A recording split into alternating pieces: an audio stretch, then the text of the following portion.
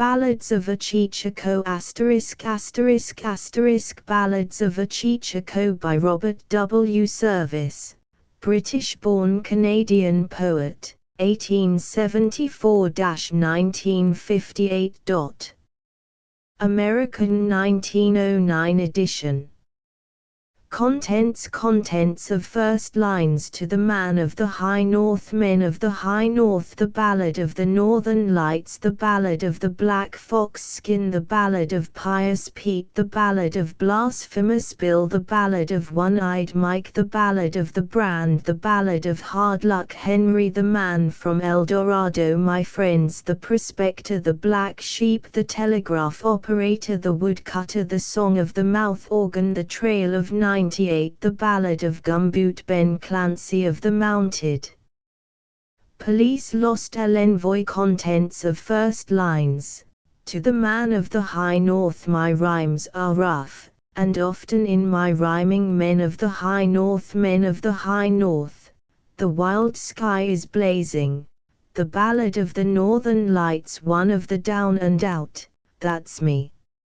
Stare at me well, stare. The Ballad of the Black Fox Skin. There was Claw-Fingered Kitty and Windy Ike living the life of shame. The Ballad of Pious Pete. I tried to refine that neighbor of mine, honest to God, I did. The Ballad of Blasphemous Bill. I took a contract to bury the body of Blasphemous Bill Mackey. The Ballad of One-Eyed Mike. This is the tale that was told to me by the man with the crystal eye. The Ballad of the Brand. 'Twas up in a land long famed for gold, where women were far and rare. The Ballad of Hard Luck Henry. Now wouldn't you expect to find a man an awful crank? The Man from El Dorado. He's the Man from El Dorado, and he's just arrived in town. My friends, the man above was a murderer, the man below was a thief. The Prospector. I strolled up Old Bonanza, where I staked in '98. The Black Sheep. Hark to the ewe that bore him. The Telegraph Operator. I will not wash my face. The Woodcutter. The sky is like an envelope. The Song of the Mouth Organ. I'm a homely little bit of tin and bone. The Trail of 98 Gold. We leapt from our benches. Gold. We sprang from our stools. The Ballad of Gumboot Ben. He was an old prospector with a vision bleared and dim. Clancy of the Mounted Police. In the little crimson manual it's written plain and clear. Lost black is the sky, but the land is white. Envoy. We talked of yesteryears, of trails and treasure. To the Man of the High North. My rhymes are rough, and often in my rhyming I've drifted, silver-sailed, on seas of dream, hearing afar the bells of Elfland chiming, seeing the groves of Arcadia gleam. I was the thrall of beauty that rejoices from peak snow-diademed to regal star, yet to mine eyrie ever pierced the voices, the pregnant voices of the things that are. The here, the now, the vast forlorn around us, the gold delirium, the fear and strife, the lusts that lure us on, the hates that hound us, our red rags in the patchwork quilt of life. The nameless men who nameless rivers travel, and in strange valleys greet strange deaths alone, the grim, intrepid ones who would unravel the mysteries that shroud the polar zone. These will I sing, and if one of you linger over my pages in the long, long night, and on some lone line lay a calloused finger, saying, "It's human true, it hits me right," then will I count this loving toil well spent, then will I dream a while, content, content. Men of the High North. Men of the High North. The wild sky is blazing, islands of opal float on silver seas, swift splendors kindle, barbaric, amazing, pale ports of amber, golden argosies. Ringed all around us the proud peaks are glowing, fierce chiefs in council, their wigwam the sky, far, far below us the big Yukon flowing, like threaded quicksilver, gleams to the eye. Men of the high north, you who have known it, you in whose hearts its splendors have abode, can you renounce it, can you disown it? Can you forget it, its glory and its goad? Where is the hardship, where is the pain of it? Lost in the limbo of things you've forgot, only remain the good and gain of it, zest of the foray, and God, how you fought. You who have made good, you foreign faring, you money magic to far lands has whirled, can you forget those days of vast daring, there with your soul on the top o' the world? Nights when no peril could keep you awake on spruce boughs you spread for your couch in the snow, taste all your feasts like the beans and the bacon fried at the campfire at 40 below. Can you remember your huskies all going, barking with joy and their brushes in air, you in your parka, glad-eyed and glowing, monarch, your subjects the wolf and the bear? Monarch, your kingdom unravished and gleaming, mountains your throne, and a river your car, crash of a bull moose to rouse you from dreaming, forest your couch, and your candle a star. You who this faint day the high north is luring unto her vastness, taintlessly sweet, you who are steel-braced, straight-lipped, enduring, dreadless in danger and dire in defeat, honor the high north ever and ever, whether she crown you, or whether she slay, suffer her fury, cherish and love her, he who would rule he must learn to obey. Men of the high north, fierce mountains love you, proud rivers leap when you ride on their breast. See, the austere sky, pensive above you, dons all her jewels to smile on your rest. Children of freedom, scornful of frontiers, we who are weaklings honor your worth. Lords of the wilderness, princes of pioneers, let's have a rouse that will ring round the earth. The Ballad of the Northern Lights, one of the down and out, that's me. Stare at me well, stare. Stare and shrink, say. You wouldn't think that I was a millionaire.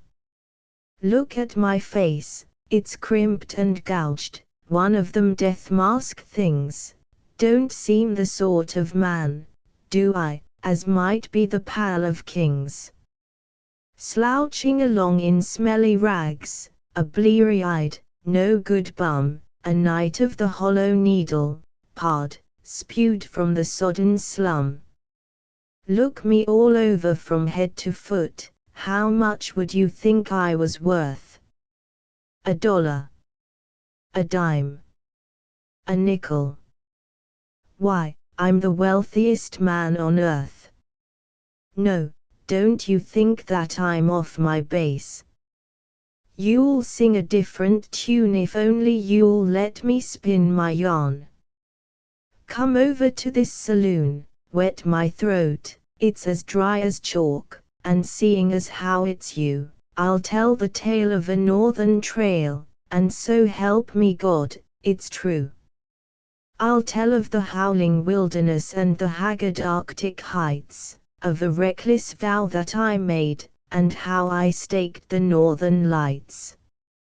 Remember the year of the big stampede and the trail of '98, when the eyes of the world were turned to the north, and the hearts of men elate, hearts of the old daredevil breed thrilled at the wondrous strike, and to every man who could hold a pan came the message, up and hike. Well, I was there with the best of them, and I knew I would not fail. You wouldn't believe it to see me now, but wait till you've heard my tale. You've read of the trail of 98, but its woe no man may tell. It was all of a piece and a whole yard wide, and the name of the brand was Hell. We heard the call and we staked our all. We were plungers playing blind, and no man cared how his neighbor fared, and no man looked behind, for a ruthless greed was born of need, and the weakling went to the wall, and a curse might avail where a prayer would fail, and the gold lust crazed us all. Bold were we, and they called us three the unholy trinity. There was Ole Olsen, the sailor Swede, and the Dago Kid and me. We were the discards of the pack, the foreloopers of unrest, reckless spirits of fierce revolt in the ferment of the West. We were bound to win and we revelled in the hardships of the way. We staked our ground and our hopes were crowned, and we hoisted out the pay. We were rich in a day beyond our dreams, it was gold from the grassroots down, but we weren't used to such sudden wealth, and there was the Siren Town. We were crude and careless frontiersmen, with much in us of the beast. We could bear the famine worthily, but we lost our heads at the feast. The town looked mighty bright to us, with a bunch of dust to spend, and nothing was half too good them days, and everyone was our friend. Whining meant more than mining then, and life was a dizzy whirl, gambling and dropping chunks of gold down the neck of a dance-hall girl, till we went clean mad, it seems to me, and we squandered our last poke, and we sold our claim, and we found ourselves one bitter morning, broke. The Dago Kid he dreamed a dream of his mother's aunt who died. In the dawn light dim she came to him, and she stood by his bedside, and she said, "Go forth to the highest north till a lonely trail ye find, follow it far and trust your star, and fortune will be kind."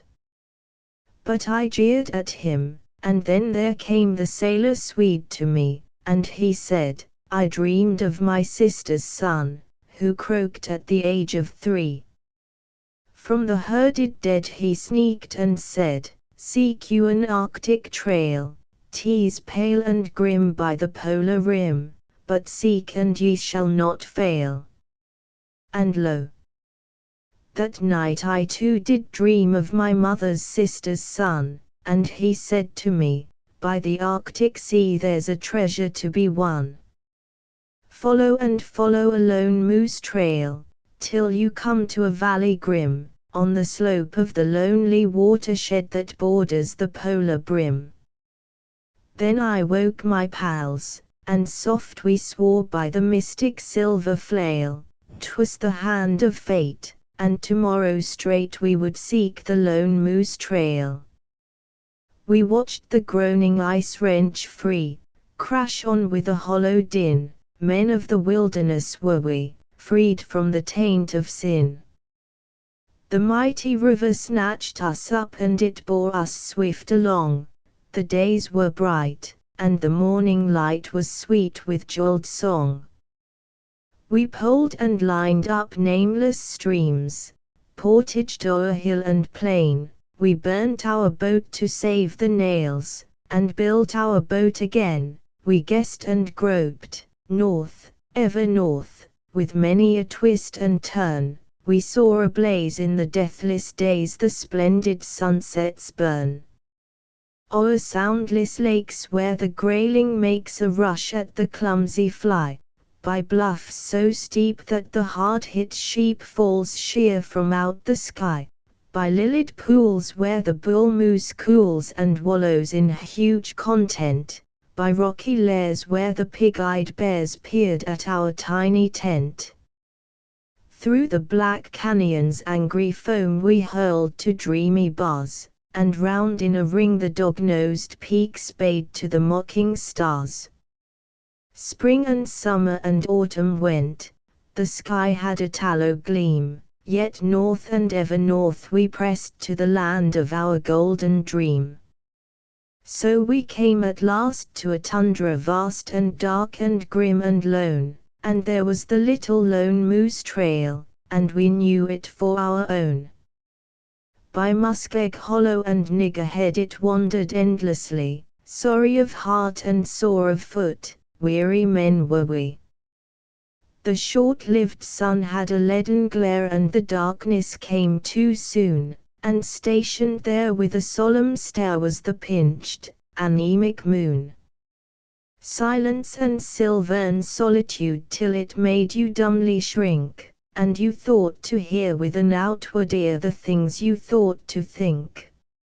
Oh, it was wild and weird and wan, and ever in camp o' nights we would watch the silver dance of the mystic northern lights. And soft they danced from the polar sky and swept in primrose haze, and swift they pranced with their silver feet, and pierced with a blinding blaze. They danced a cotillion in the sky, they were rose and silver shod, it was not good for the eyes of man, 'twas a sight for the eyes of God. It made us mad and strange and sad, and the gold whereof we dreamed was all forgot, and our only thought was of the lights that gleamed. Oh, the tundra sponge it was golden brown, and some was a bright blood red, and the reindeer moss gleamed here and there like the tombstones of the dead. And in and out and around about the little trail ran clear, and we hated it with a deadly hate and we feared with a deadly fear. And the skies of night were alive with light, with a throbbing, thrilling flame, amber and rose and violet, opal and gold it came. It swept the sky like a giant scythe, it quivered back to a wedge, argently bright, it cleft the night with a wavy golden edge. Pennants of silver waved and streamed, lazy banners unfurled, sudden splendors of sabers gleamed, lightning javelins were hurled. There in our awe we crouched and saw with our wild, uplifted eyes charge and retire the hosts of fire in the battlefield of the skies. But all things come to an end at last, and the muskeg melted away, and frowning down to bar our path a muddle of mountains lay. And a gorge sheered up in granite walls, and the moose trail crept betwixt. 'Twas as if the earth had gaped too far and her stony jaws were fixed.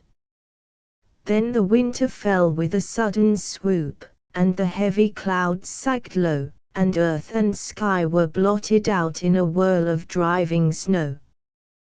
We were climbing up a glacier in the neck of a mountain pass, when the Dago kid slipped down and fell into a deep crevasse.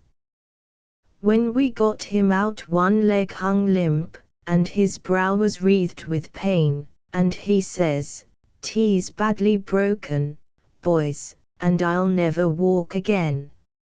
It's death for all if ye linger here, and that's no cursed lie, go on while the trail is good, and leave me down to die." He raved and swore, but we tended him with our uncouth, clumsy care.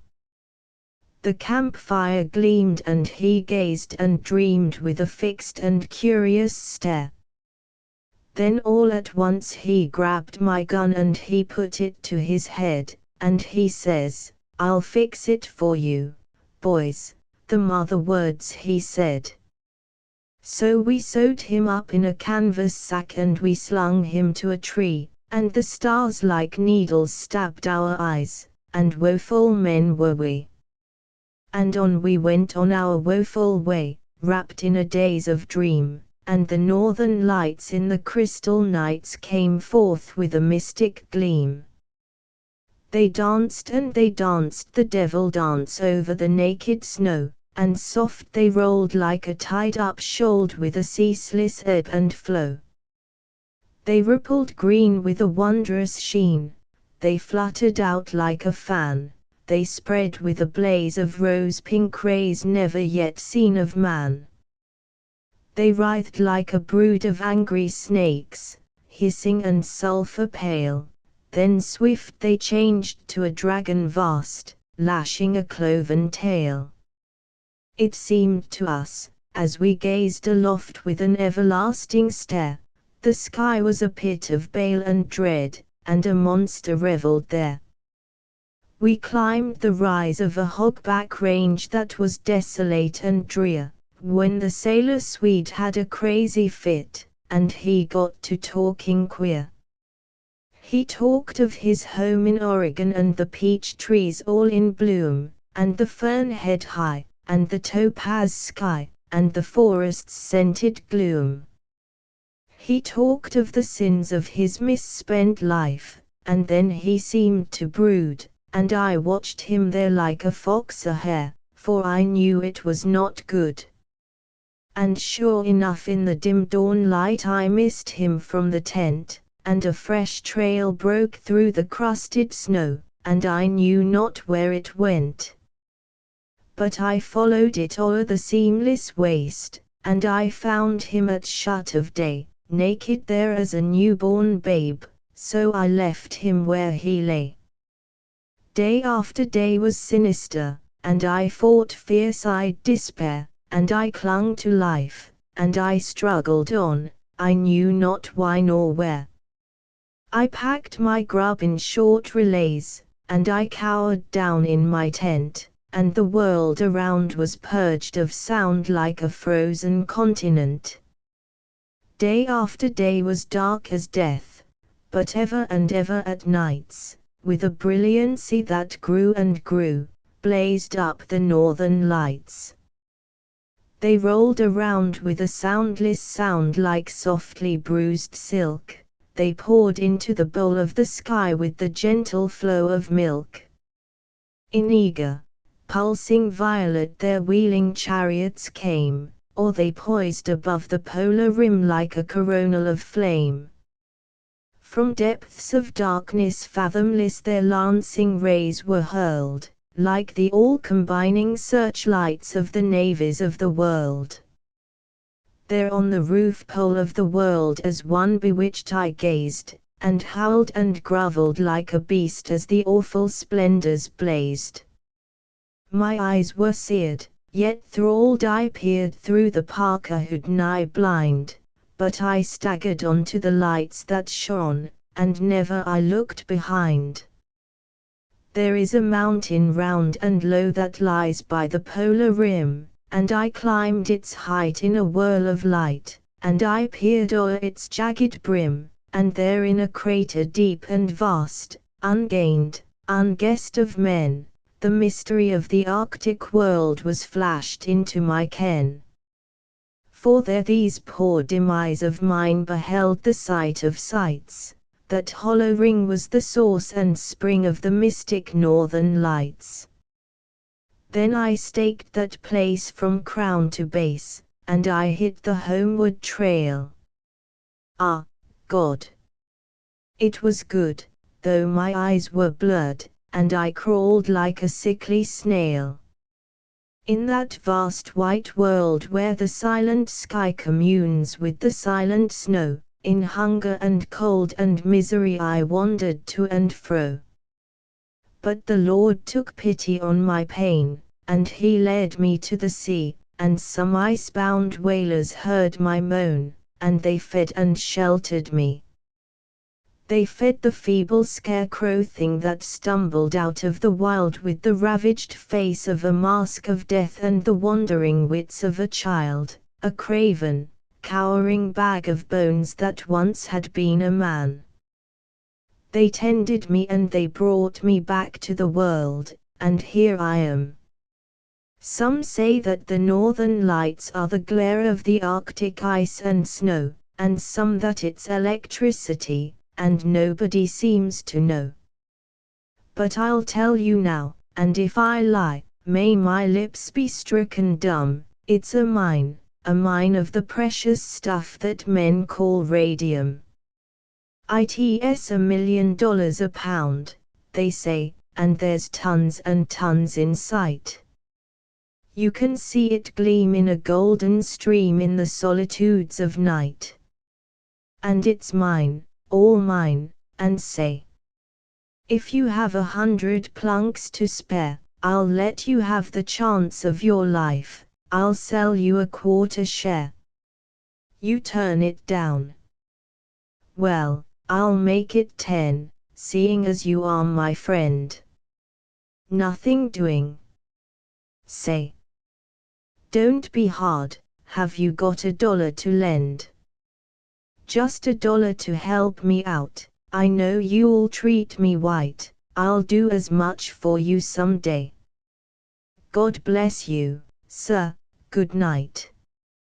The Ballad of the Black Fox Skin. There was Claw-Fingered Kitty and Windy Ike living the life of shame, when unto them in the long, long night came the man who had no name, bearing his prize of a black fox pelt, out of the wild he came.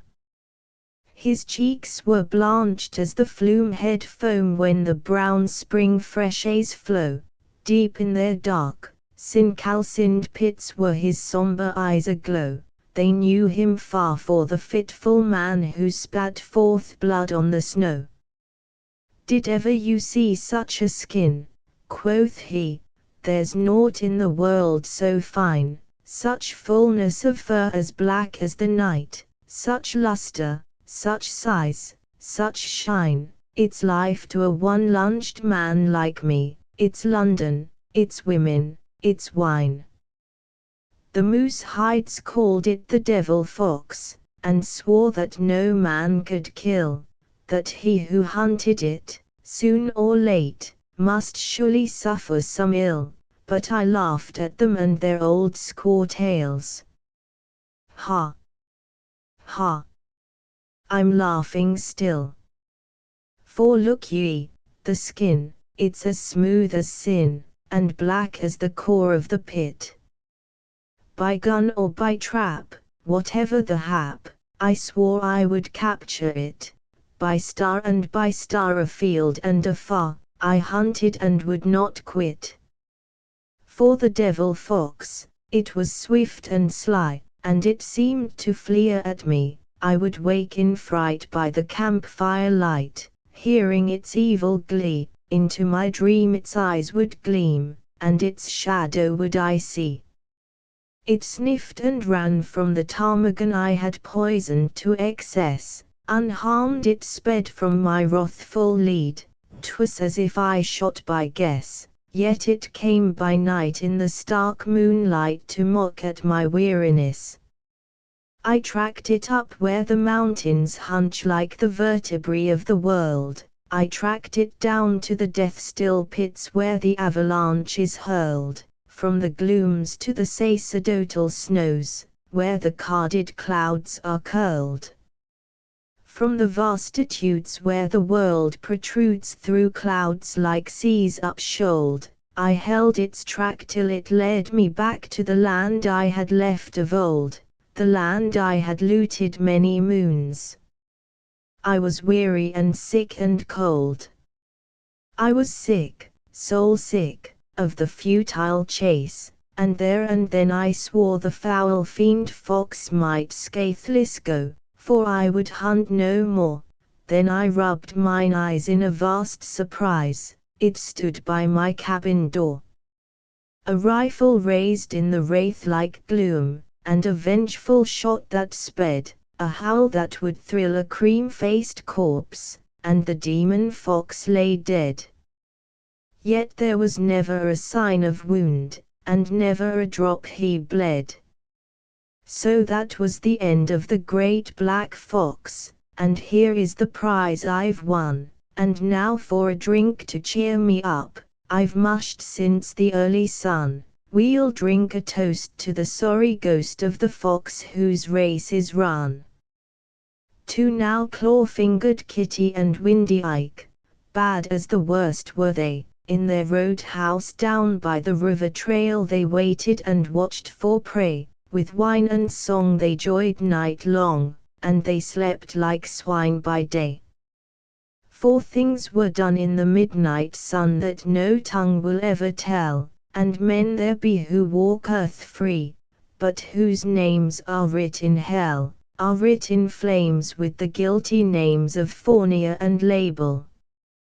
Put not your trust in a poke of dust, would ye sleep the sleep of sin, for there be those who would rob your clothes ere yet the dawn comes in, and a prize likewise in a woman's eyes is a peerless black fox skin.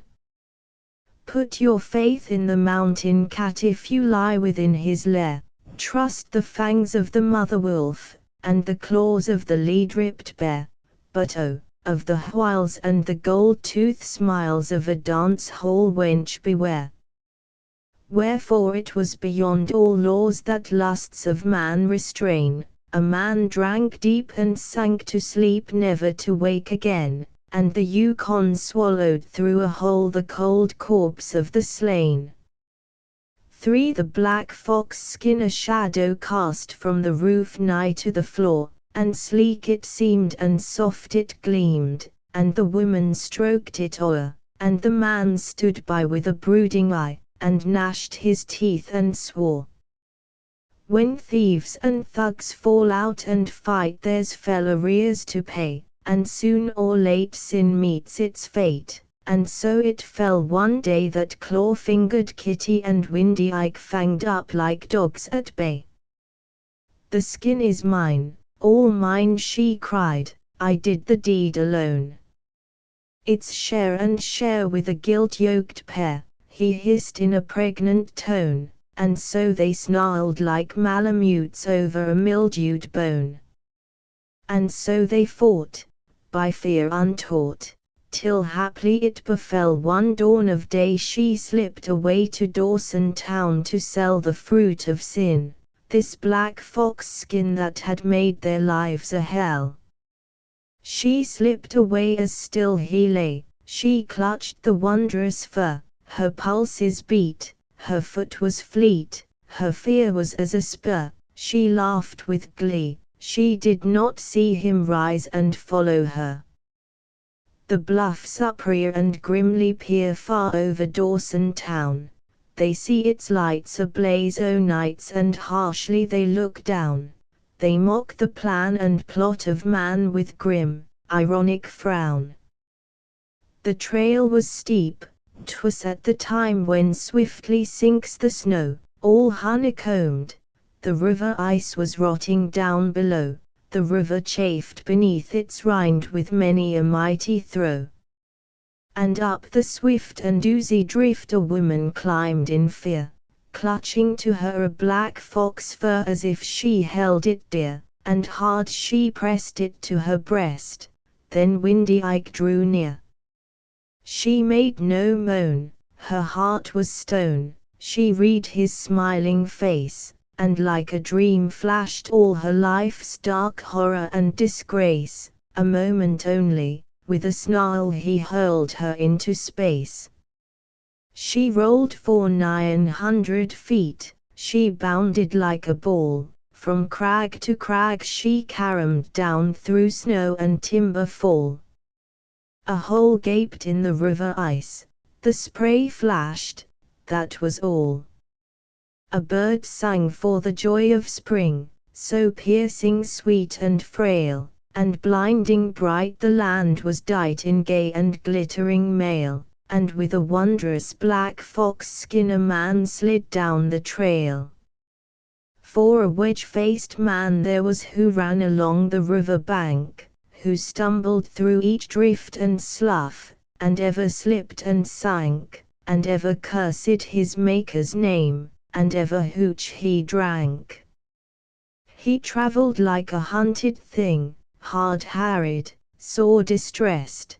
The old grandmother moon crept out from her cloud-quilted nest, the aged mountains mocked at him in their primeval rest. Grim shadows diapered the snow, the air was strangely mild, the valley's girth was dumb with mirth, the laughter of the wild, the still, sardonic laughter of an ogre or a child. The river writhed beneath the ice, it groaned like one in pain, and yawning chasms opened wide, and closed and yawned again, and sheets of silver heaved on high until they split in twain. From out the roadhouse by the trail they saw a man afar make for the narrow river reach where the swift cross-currents are, where, frail and worn, the ice is torn and the angry waters jar. But they did not see him crash and sink into the icy flow, they did not see him clinging there, gripped by the undertow, clawing with bleeding fingernails at the jagged ice and snow. They found a note beside the hole where he had stumbled in. Here met his fate by evil luck a man who lived in sin, and to the one who loves me least I leave this black fox skin. And strange it is, for, though they searched the river all around, no trace or sign of black fox skin was ever after found, though one man said he saw the tread of hoofs deep in the ground. The Ballad of Pious Pete the North has got him. Euconism. I tried to refine that neighbor of mine, honest to God, I did. I grieved for his fate, and early and late I watched over him like a kid. I gave him excuse, I bore his abuse in every way that I could, I swore to prevail, I camped on his trail, I plotted and planned for his good.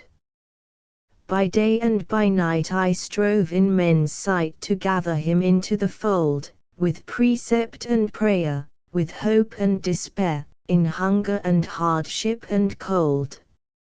I followed him into Gehennas of sin, I sat where the sirens sit, in the shade of the pole, for the Sake of his soul, I strove with the powers of the pit. I shadowed him down to the scrofulous town, I dragged him from dissolute brawls, but I killed the galoot when he started to shoot electricity into my walls. God knows what I did he should seek to be rid of one who would save him from shame. God knows what I bore that night when he swore and bade me make tracks from his claim.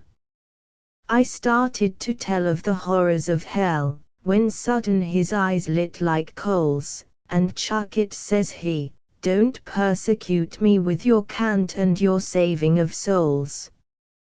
I'll swear I was mild as I'd be with a child, but he called me the son of a slut, and, grabbing his gun with a leap and a run, he threatened my face with the butt. So what could I do? I leave it to you."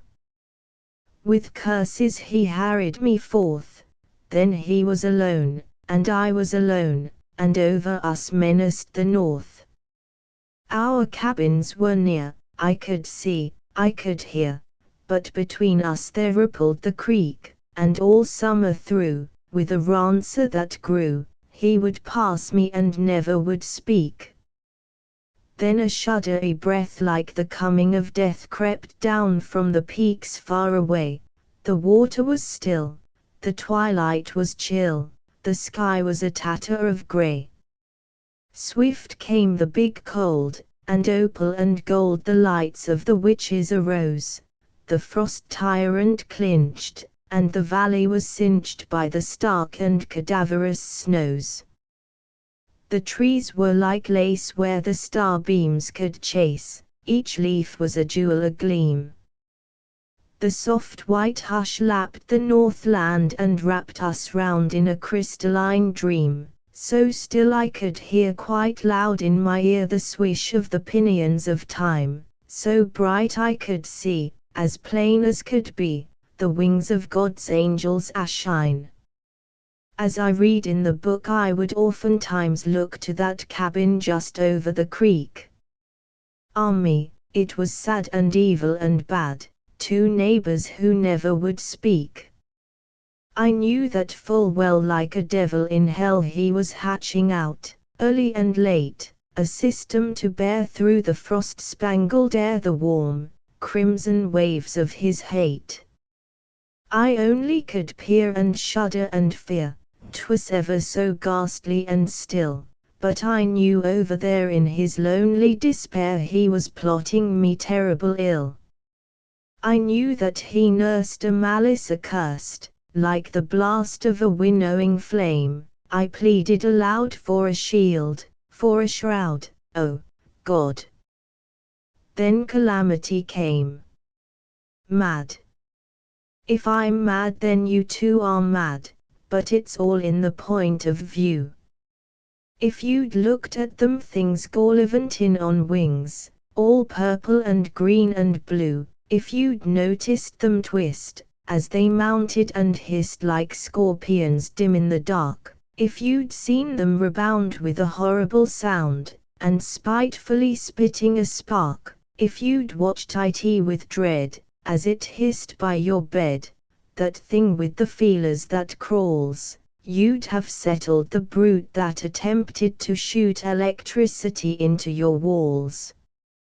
Oh, some they were blue, and they slithered right through, they were silent and squashy and round, and some they were green, they were wriggly and lean, they writhed with so hateful a sound.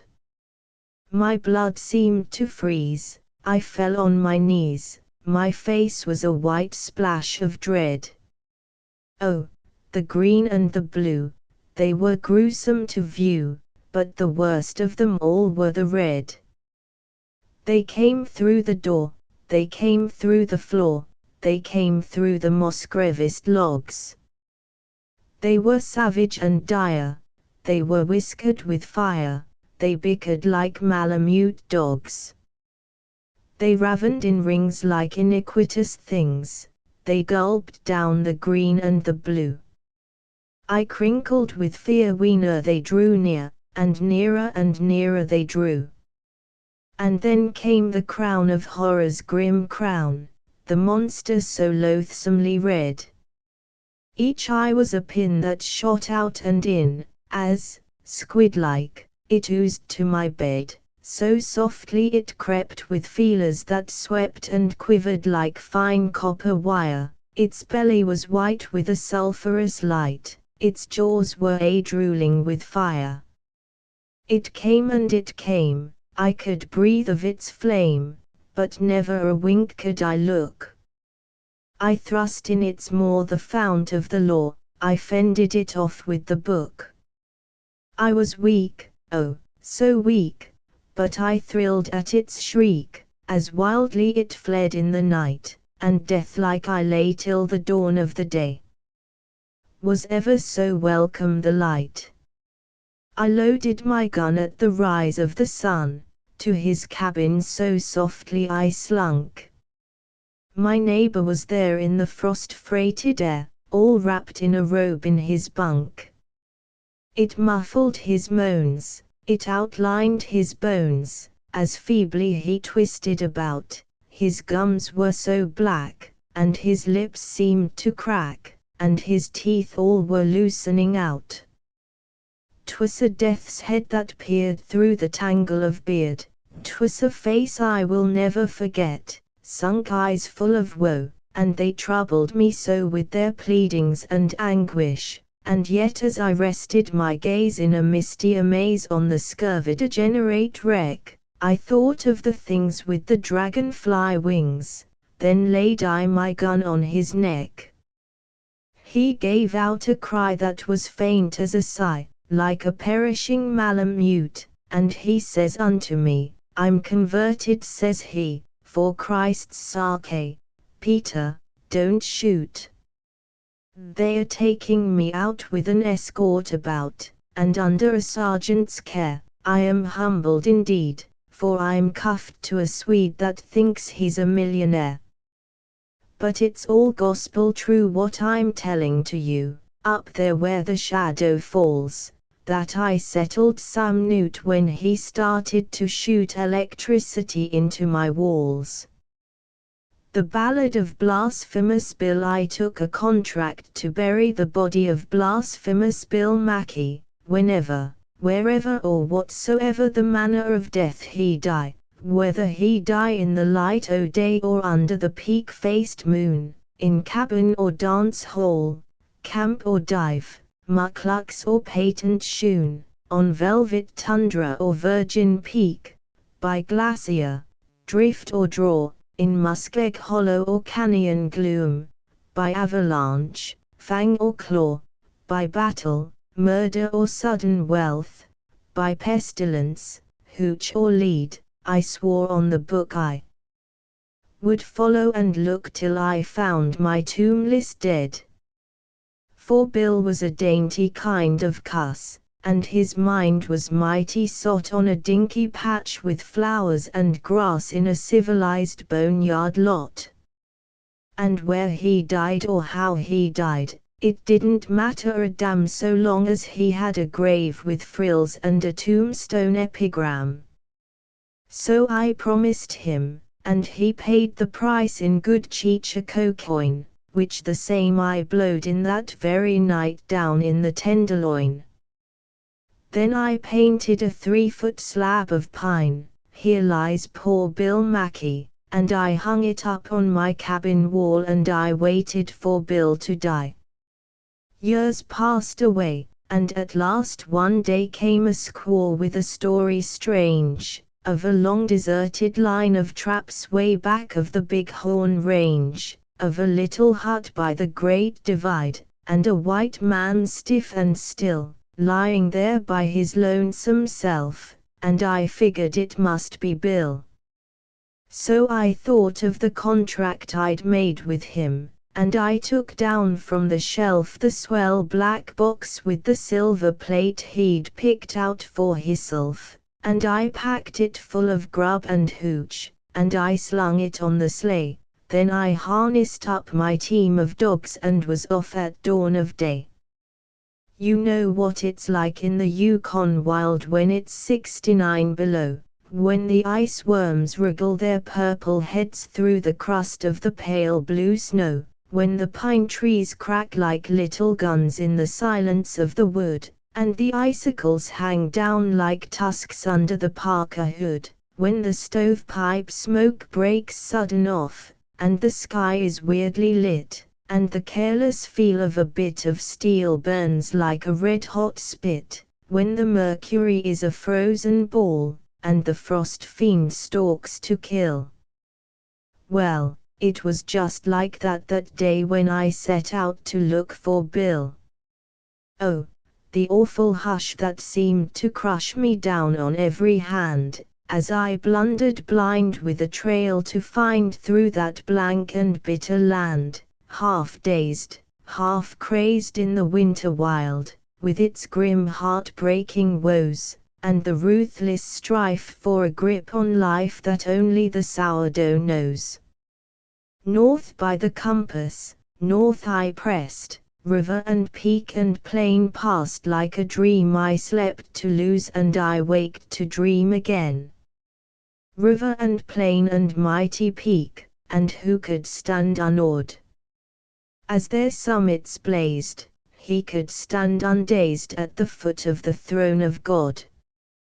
North, north, through a land accursed, shunned by the scouring brutes, and all I heard was my own harsh word and the whine of the Malamutes, till at last I came to a cabin squat, built in the side of a hill, and I burst in the door, and there on the floor, frozen to death, lay Bill. Ice, white ice, like a winding sheet, sheathing each smoke-grimed wall, ice on the stovepipe, ice on the bed, ice gleaming over all, sparkling ice on the dead man's chest, glittering ice in his hair, ice on his fingers, ice in his heart, ice in his glassy stare, hard as a log and trussed like a frog, with his arms and legs outspread. I gazed at the coffin I'd brought for him, and I gazed at the gruesome dead, and at last I spoke.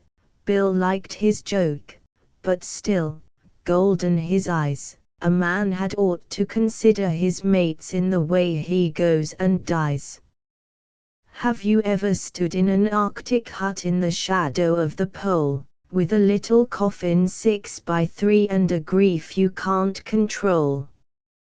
Have you ever sat by a frozen corpse that looks at you with a grin, and that seems to say, you may try all day, but you'll never jam me in? I'm not a man of the quitting kind, but I never felt so blue as I sat there gazing at that stiff and studying what I'd do. Then I rose and I kicked off the husky dogs that were nosing round about, and I lit a roaring fire in the stove, and I started to thaw Bill out. Well, I thawed and thawed for 13 days, but it didn't seem no good. His arms and legs stuck out like pegs, as if they was made of wood. Till at last I said, it ain't no use, he's froze too hard to thaw, he's obstinate, and he won't lie straight, so I guess I got to saw. So I sawed off poor Bill's arms and legs, and I laid him snug and straight in the little coffin he picked hisself, with the dinky silver plate, and I came nigh near to shedding a tear as I nailed him safely down. Then I stowed him away in my Yukon sleigh, and I started back to town. So I buried him as the contract was in a narrow grave and deep, and there he's waiting the great clean-up, when the judgment's loose heads sweep, and I smoke my pipe and I meditate in the light of the midnight sun, and sometimes I wonder if they was the awful things I done. And as I sit and the parson talks, expounding of the law, I often think of poor old Bill, and how hard he was to saw. The Ballad of One-Eyed Mike. This is the tale that was told to me by the man with the crystal eye, as I smoked my pipe in the campfire light, and the glories swept the sky, as the north lights gleamed and curved and streamed, and the bottle of hooch was dry. A man once aimed that my life be shamed, and wrought me a deathly wrong. I vowed one day I would well repay, but the heft of his hate was strong. He thonged me east and he thonged me west, he harried me back and forth, till I fled in fright from his peerless spite to the bleak, bald-headed north. And there I lay, and for many a day I hatched plan after plan, for a golden haul of the wherewithal to crush and to kill my man, and there I strove, and there I clove through the drift of icy streams, and there I fought, and there I sought for the pay streak of my dreams. So 20 years, with their hopes and fears and smiles and tears and such, went by and left me long bereft of hope of the Midas touch, about as fat as a chancel rat, and lo! Despite my will, in the weary fight I had clean lost sight of the man I sought to kill. 'Twas so far away, that evil day when I prayed to the Prince of Gloom for the savage strength and the sullen length of life to work his doom. Nor sign nor word had I seen or heard, and it happed so long ago, my youth was gone and my memory wan, and I willed it even so. It fell one night in the waning light by the Yukon's oily flow. I smoked and sat as I marveled at the sky's port-winey glow, till it paled away to an absinthe grey, and the river seemed to shrink, all wobbly flakes and wriggling snakes and goblin eyes a-wink. 'Twas weird to see and it wildered me in a queer, hypnotic dream, till I saw a spot like an inky blot come floating down the stream. It bobbed and swung, it sheered and hung, it romped round in a ring, it seemed to play in a tricksome way, it sure was a merry thing. In freakish flights strange oily lights came fluttering round its head, like butterflies of a monster size, then I knew it for the dead, Its face was rubbed and slicked and scrubbed as smooth as a shaven pate. In the silver snakes that the water makes it gleamed like a dinner plate. It gurgled near, and clear and large it grew. It stood upright in a ring of light and it looked me through and through. It weltered round with a woozy sound, and ere I could retreat, with the witless roll of a sodden soul it wantoned to my feet. And here I swear by this cross I wear, I heard that floater say, I am the man from whom you ran, the man you sought to slay. That you may note and gaze and gloat, and say revenge is sweet, in the grit and grime of the river's slime I am rotting at your feet. The ill we rue we must e'en undo, though it rive us bone from bone, so it came about that I sought you out, for I prayed I might atone. I did you wrong, and for long and long I sought where you might live, and now you're found, though I'm dead and drowned, I beg you to forgive. So sad it seemed, and its cheekbones gleamed, and its fingers flicked the shore, and it lapped and lay in a weary way, and its hands met to implore, that I gently said, poor, restless dead, I would never work you woe, though the wrong you rue you can ne'er undo, I forgave you long ago. Then, wonder-wise, I rubbed my eyes and I woke from a horrid dream. The moon rode high in the naked sky, and something bobbed in the stream. It held my sight in a patch of light, and then it sheered from the shore, it dipped and sank by a hollow bank, and I never saw it more. This was the tale he told to me, that man so warped and grey, ere he slept and dreamed, and the campfire gleamed in his eye in a wolfish way, that crystal eye that raked the sky in the weird auroral ray. The ballad of the brand 'twas up in a land long famed for gold, where women were far and rare. Tellus, the smith, had taken to wife a maiden amazingly fair. Tellus, the brawny worker in iron, hairy and heavy of hand, saw her and loved her and bore her away from the tribe of a southern land, deeming her worthy to queen his home and mother him little ones, that the name of Tellus, the master smith, might live in his stalwart sons. Now there was little of law in the land, and evil doings were rife, and every man who joyed in his home guarded the fame of his wife, for there were those of the silver tongue and the honeyed art to beguile, who would cozen the heart from a woman's breast and damn her soul with a smile. And there were women too quick to heed a look or a whispered word, and once in a while a man was slain, and the ire of the king was stirred, so far and wide he proclaimed his wrath. And this was the law he willed, that whosoever killeth a man, even shall he be killed. Now Tellus, the smith, he trusted his wife, his heart was empty of fear.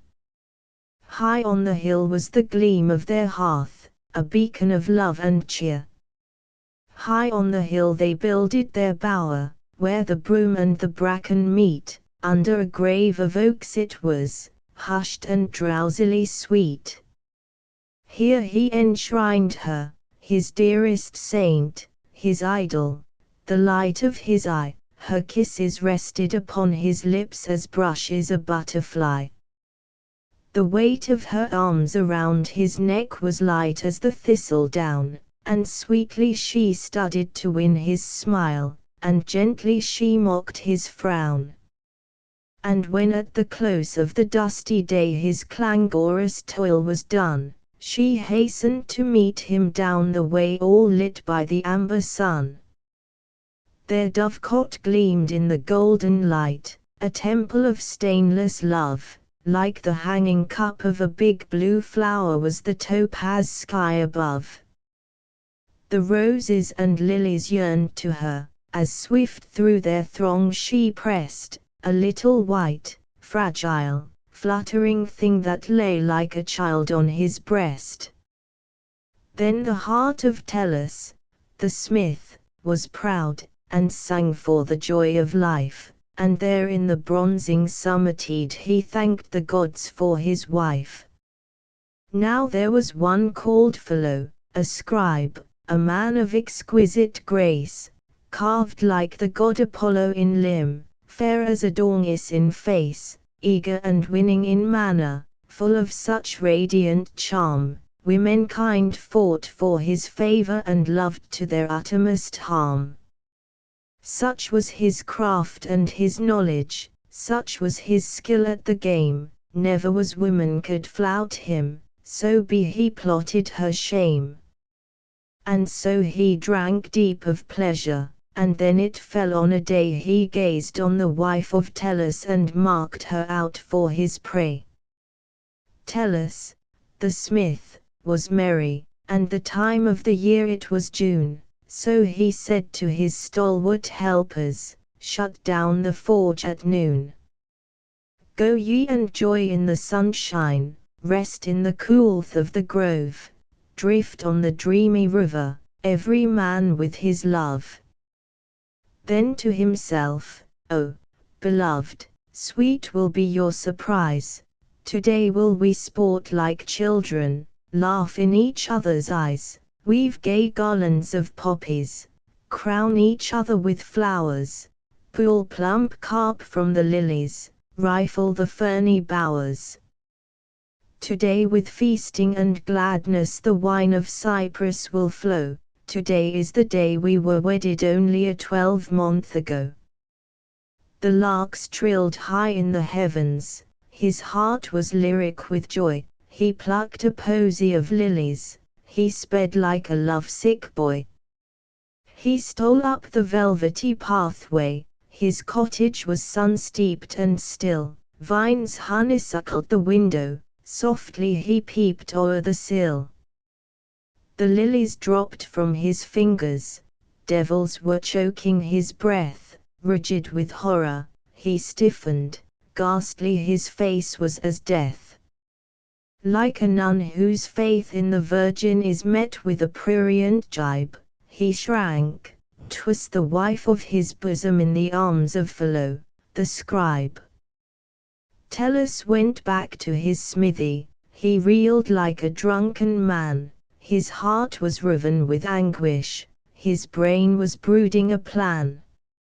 Straight to his anvil he hurried, started his furnace aglow, heated his iron and shaped it with savage and masterful blow.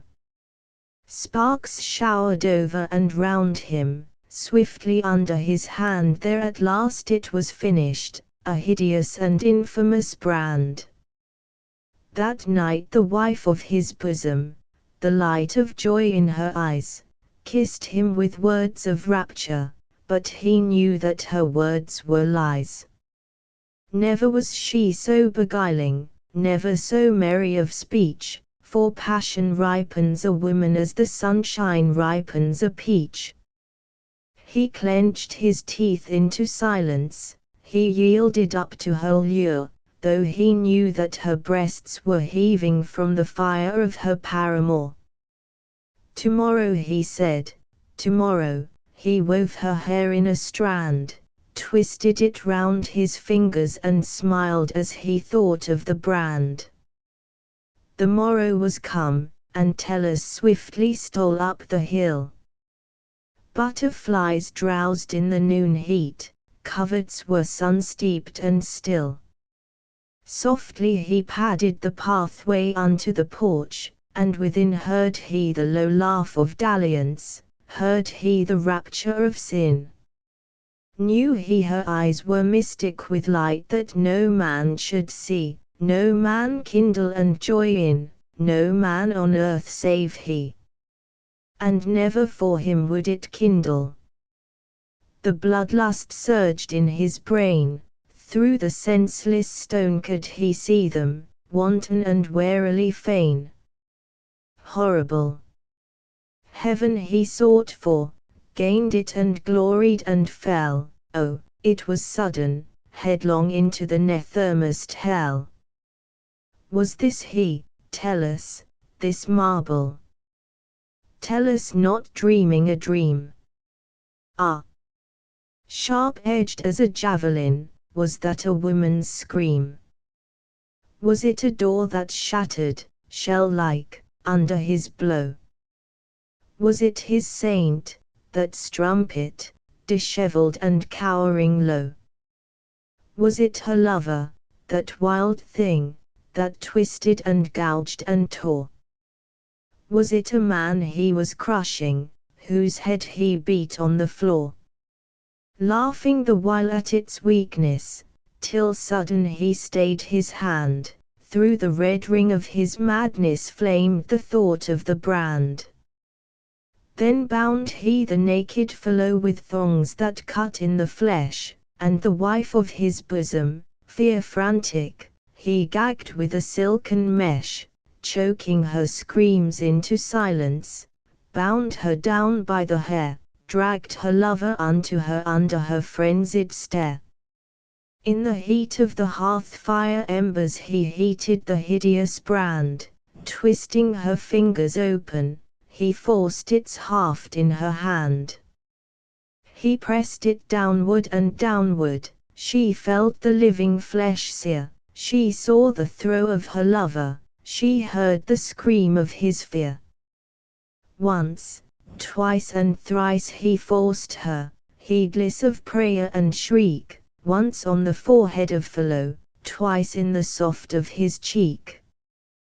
Then, for the thing was finished, he said to the woman, "See how you have branded your lover. Now will I let him go free." He severed the thongs that bound him, laughing, "Revenge is sweet," and fellow, sobbing in anguish, feebly rose to his feet. The man who was fair as Apollo, godlike in woman's sight, hideous now as a satyr, fled to the pity of night. Then came they before the judgment seat, and thus spoke the Lord of the land, "He who seeketh his neighbour's wife shall suffer the doom of the brand. Brutish and bold on his brow be it stamped, deep in his cheek let it sear, that every man may look on his shame, and shudder and sicken and fear. He shall hear their mock in the market-place, their fleering gibe at the feast, he shall seek the caves and the shroud of night, and the fellowship of the beast. Outcast forever from homes of men, far and far shall he roam. Such be the doom, sadder than death, of him who shameth a home." The Ballad of Hard Luck Henry. Now wouldn't you expect to find a man an awful crank that's staked out nigh 300 claims, and every one a blank, that's followed every fool stampede, and seen the rise and fall of camps where men got gold in chunks and he got none at all, that's prospected a bit of ground and sold it for a song to see it yield a fortune to some fool that came along, that's sunk a dozen bedrock holes, and not a speck in sight, yet sees them take $1 million from the claims to left and right. Now aren't things like that enough to drive a man to booze? But Hard Luck Smith was hoodoo-proof, he knew the way to lose. 'Twas in the fall of 1904, leap year I've heard them say, when Hard Luck came to Hunker Creek and took a hillside lay. And lo! as if to make amends for all the futile past, late in the year he struck it rich, the real pay streak at last. The riffles of his sluicing box were choked with speckled earth, and night and day he worked that lay for all that he was worth. And when in chill December's gloom his lucky lease expired, he found that he had made a stake as big as he desired. One day while meditating on the waywardness of fate, he felt the ache of lonely man to find a fitting mate, a petticoated pard to cheer his solitary life, a woman with soft, soothing ways, a confidant, a wife. And while he cooked his supper on his little Yukon stove, he wished that he had staked a claim in love's rich treasure trove, when suddenly he paused and held aloft a Yukon egg, for there in penciled letters was the magic name of Peg. You know these Yukon eggs of ours, some pink, some green, some blue, $1 per, assorted tints, assorted flavors too. The supercilious Cheechako might designate them high, but one acquires a taste for them and likes them by and by.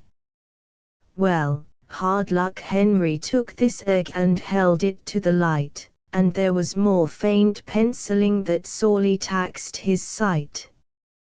At last he made it out, and then the legend ran like this: Will Klondike Miner write to Peg, Plum Hollow, Squashville, Wis.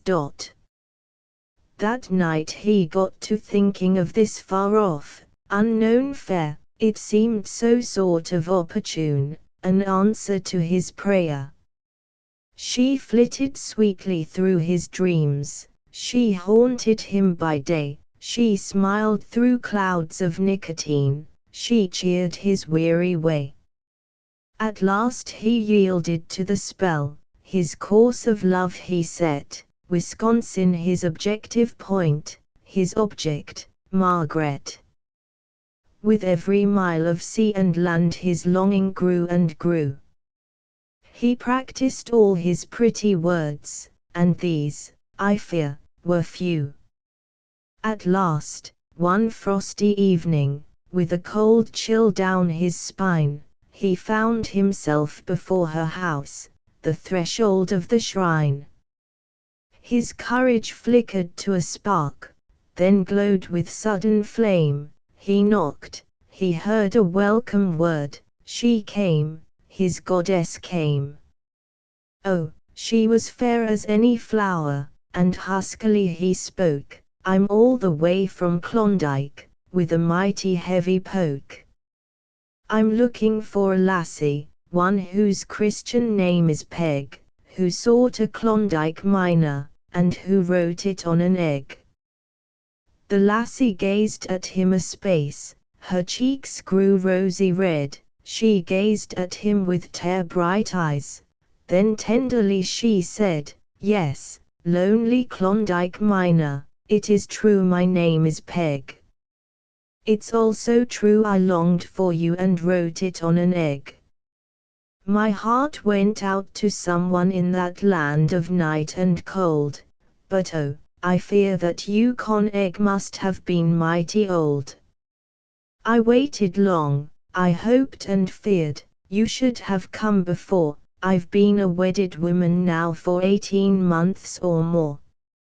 I'm sorry, since you've come so far, you ain't the one that wins, but won't you take a step inside, I'll let you see the twins.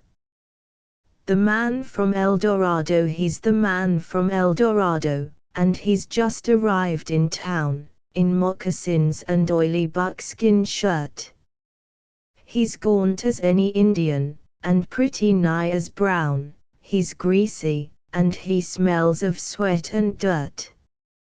He sports a crop of whiskers that would shame a healthy hog, hard work has racked his joints and stooped his back. He slops along the sidewalk followed by his yellow dog, but he's got a bunch of gold dust in his sack.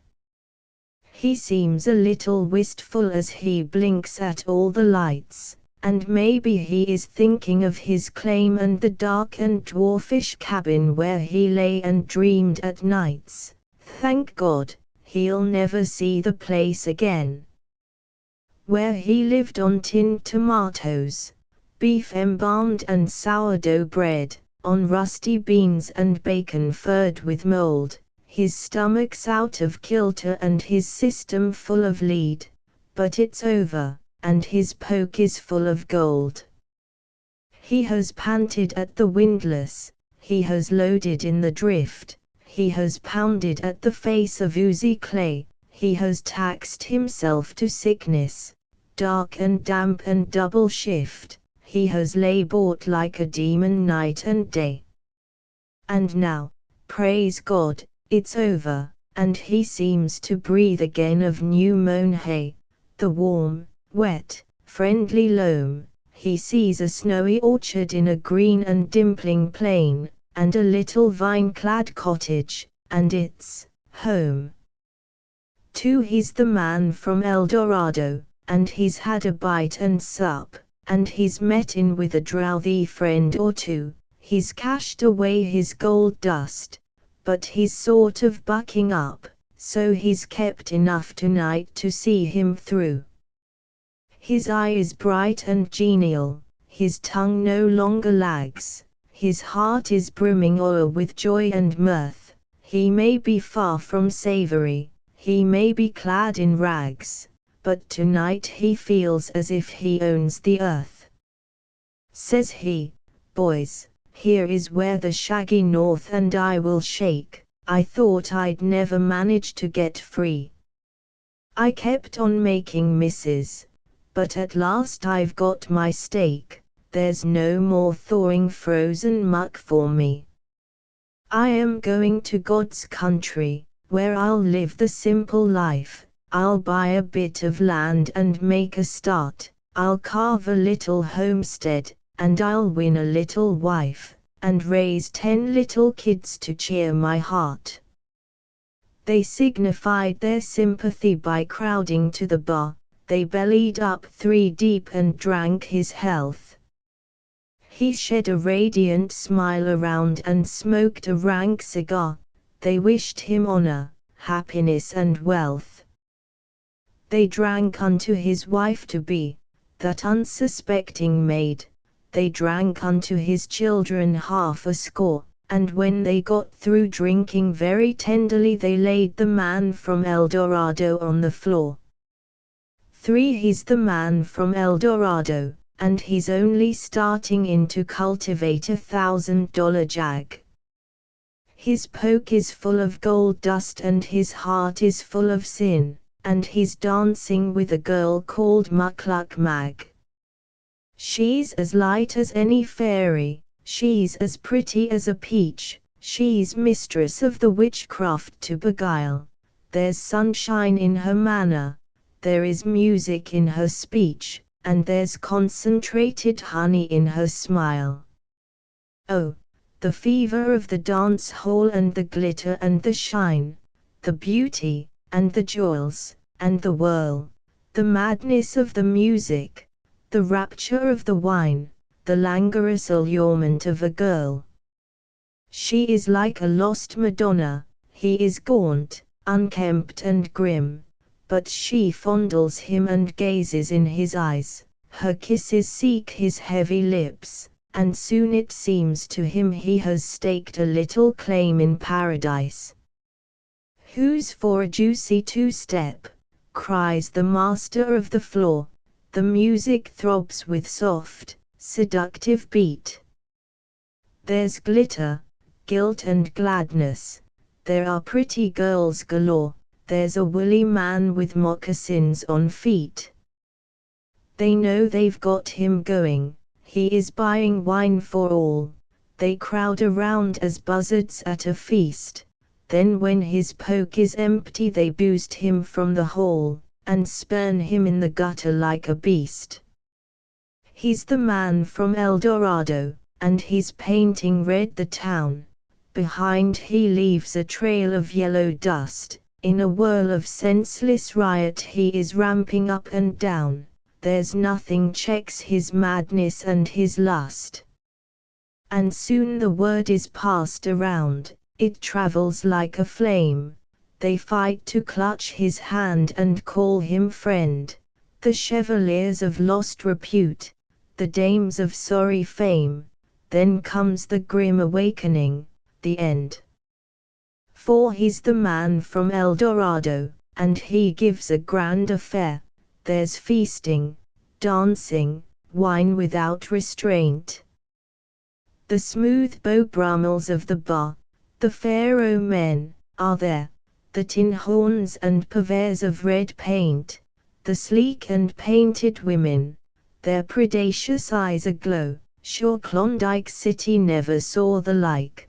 Then Muckluck Mag proposed the toast, the giver of the show, the livest sport that ever hit the pike. The live one rises to his feet, he stammers to reply, and then there comes before his muddled brain a vision of green vastitudes beneath an April sky, and clover pastures drenched with silver rain. He knows that it can never be, that he is down and out. Life leers at him with foul and fetid breath, and then amid the revelry, the song and cheer and shout, he suddenly grows grim and cold as death.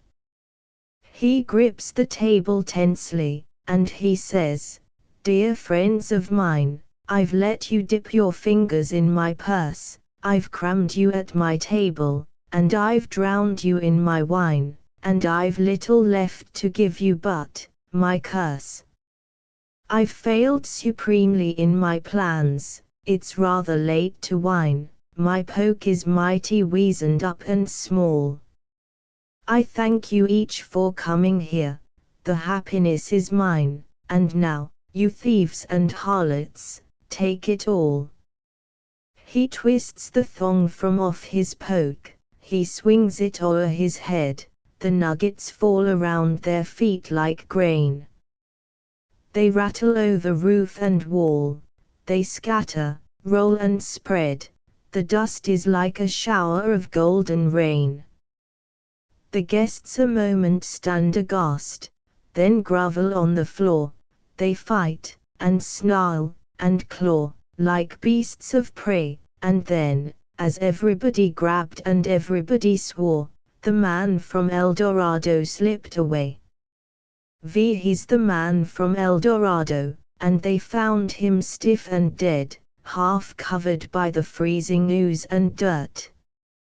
A clotted colt was in his hand, a hole was in his head, and he wore an old and oily buckskin shirt. His eyes were fixed and horrible, as one who hails the end. The frost had set him rigid as a log, and there, half lying on his breast, his last and only friend, there crouched and whined a mangy yellow dog. My friends, the man above was a murderer, the man below was a thief, and I lay there in the bunk between, ailing beyond belief, a weary armful of skin and bone, wasted with pain and grief. My feet were froze, and the lifeless toes were purple and green and grey, the little flesh that clung to my bones, you could punch it in holes like clay. The skin on my gums was a sullen black, and slowly peeling away. I was sure enough in a direful fix, and often I wondered why they did not take the chance that was left and leave me alone to die, or finish me off with a dose of dope, so utterly lost was I. But no, they brewed me the green spruce tea, and nursed me there like a child. And the homicide he was good to me, and bathed my sores and smiled, and the thief he starved that I might be fed, and his eyes were kind and mild. Yet they were woefully wicked men, and often at night in pain I heard the murderer speak of his deed and dream it over again. I heard the poor thief sorrowing for the dead self he had slain. I'll never forget that bitter dawn, so evil, askew and grey, when they wrapped me round in the skins of beasts and they bore me to a sleigh, and we started out with the nearest post 100 miles away. I'll never forget the trail they broke, with its tense, unuttered woe, and the crunch, crunch, crunch as their snowshoes sank through the crust of the hollow snow, and my breath would fail, and every beat of my heart was like a blow. And oftentimes I would die the death, yet wake up to life anew. The sun would be all ablaze on the waste, and the sky a blighting blue, and the tears would rise in my snow-blind eyes and furrow my cheeks like dew. And the camps we made when their strength outplayed and the day was pinched and wan, and oh, the joy of that blessed halt, and how I did dread the dawn, and how I hated the weary men who rose and dragged me on. And oh, how I begged to rest, to rest. The snow was so sweet a shroud, and oh, how I cried when they urged me on, cried and cursed them aloud, yet on they strained, all racked and pained, and sorely their backs were bowed. And then it was all like a lurid dream, and I prayed for a swift release from the ruthless ones who would not leave me to die alone in peace, till I wakened up and I found myself at the post of the mounted police. And there was my friend the murderer, and there was my friend the thief, with bracelets of steel around their wrists, and wicked beyond belief. But when they come to God's judgment seat, may I be allowed the brief. The prospector I strolled up Old Bonanza, where I staked in '98, a purpose to revisit the old claim. I kept thinking mighty sadly of the funny ways of fate, and the lads who once were with me in the game. Poor boys, they are down and outers, and there's scarcely one today can show a dozen colors in his poke, and me, I'm still prospecting, old and battered, gaunt and grey, and I'm looking for a grub stake, and I'm broke. I strolled up Old Bonanza. The same old moon looked down, the same old landmarks seemed to yearn to me, but the cabins all were silent, and the flat, once like a town, was mighty still and lonesome like to see. There were piles and piles of tailings where we toiled with pick and pan, and turning round a bend I heard a roar, and there a giant gold ship of the very newest plan was tearing chunks of pay dirt from the shore. It wallowed in its waterbed, it burrowed, heaved and swung, it gnawed its way ahead with grunts and sighs, its bill of fare was rock and sand, the tailings were its dung, it glared around with fierce electric eyes. Full 50 buckets crammed its maw, it bellowed out for more, it looked like some great monster in the gloom. With 2 to feed its sateless greed, it worked for 70, and I sighed, ah, old-time miner, here's your doom. The idle windlass turns to rust, the sagging sluice box falls, the holes you digged are water to the brim, your little sod-roofed cabins with the snugly moss-chinked walls are deathly now and mouldering and dim.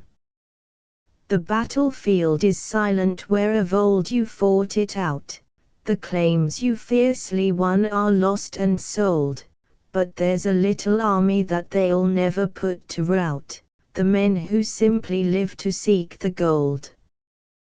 The men who can't remember when they learned to swing a pack, or in what lawless land the quest began, the solitary seeker with his grub stake on his back, the restless buccaneer of pick and pan.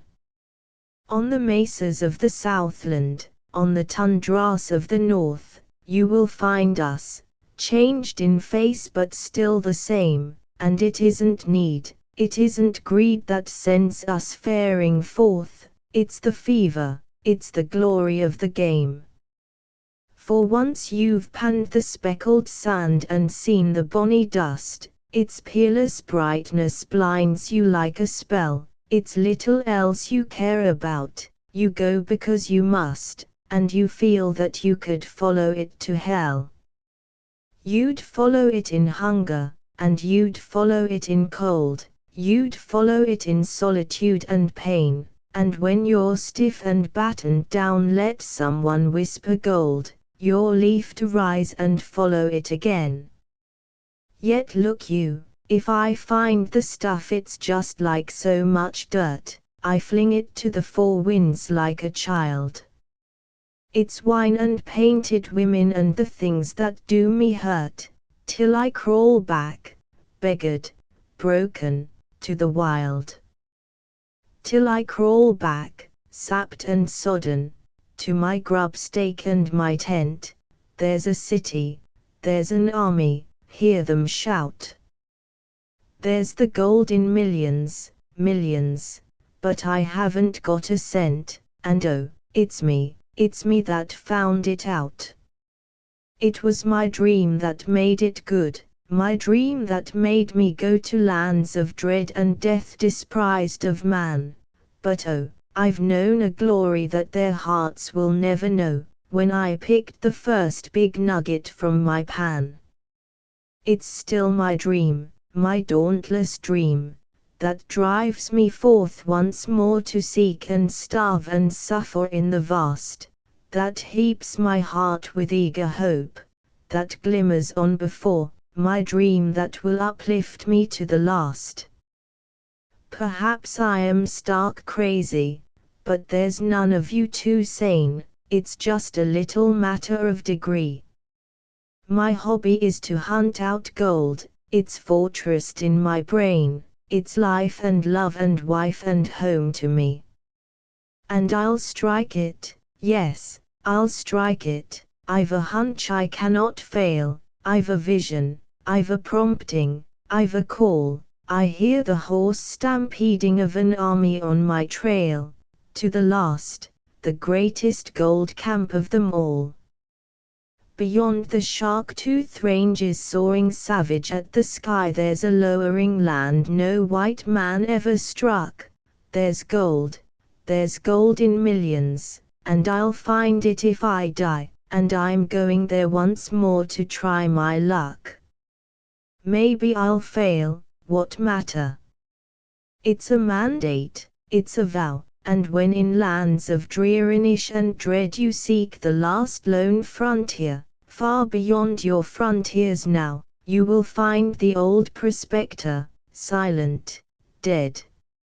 You will find a tattered tent pole with a ragged rope below it, you will find a rusted gold pan on the sod, you will find the claim I'm seeking, with my bones as stakes to show it, but I've sought the last recorder, and his God.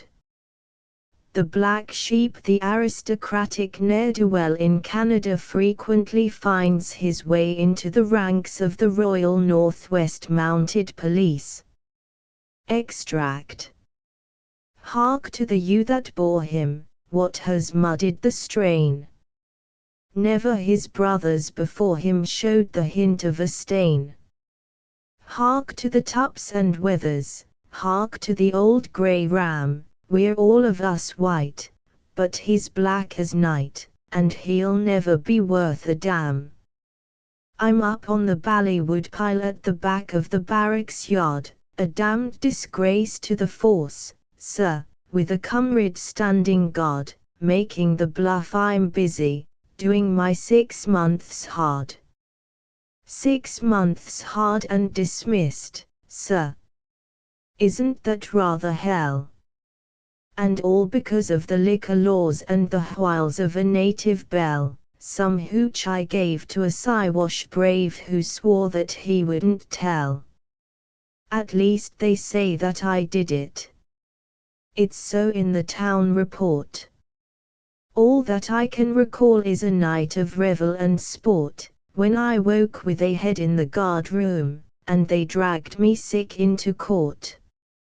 And the OC said, "You are guilty," and I said never a word, for, hang it, you see I didn't know what had occurred, and, under the circumstances, denial would be absurd. But the one that cooked my bacon was Grubb, of the city patrol. He fagged for my room at Eton, and didn't I devil his soul? And now he is getting even, landing me down in the hole. Plugging away on the wood pile, doing chores round the square. There goes an officer's lady, gives me a haughty stare, me that's an earl's own nephew, that is the hardest to bear. To think of the poor old mater awaiting her prodigal son. Though I broke her heart with my folly, I was always the white-haired one. That fat calf that they're cooking will surely be overdone. I'll go back and yarn to the bishop, I'll dance with the village belle, I'll hand round tea to the ladies, and everything will be well. Where I have been won't matter, what I have seen I won't tell. I'll soar to their ken like a comet. They'll see me with never a stain, but will they reform me? Far from it. We pay for our pleasure with pain, but the dog will return to his vomit, the hog to his wallow again. I've chewed on the rind of creation, and bitter I've tasted the same, stacked up against hell and damnation. I've managed to stay in the game, I've had my moments of sorrow, I've had my seasons of shame. That's past. When one's nature's a cracked one, it's too jolly hard to mend. So long as the road is level, so long as I've cash to spend, I'm bound to go to the devil, and it's all the same in the end.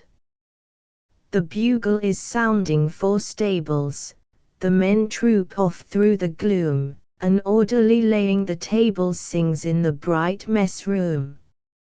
I'll wash in the prison bucket, and brush with the prison broom. I'll lie in my cell and listen, I'll wish that I couldn't hear the laugh and the chaff of the fellows swigging the canteen beer, the nasal tone of the gramophone playing the bandolia. And it seems to me, though it's misty, that night of the flowing bowl, that the man who potlatched the whiskey and landed me into the hole was Grub, that unmerciful bounder, Grub, of the city patrol.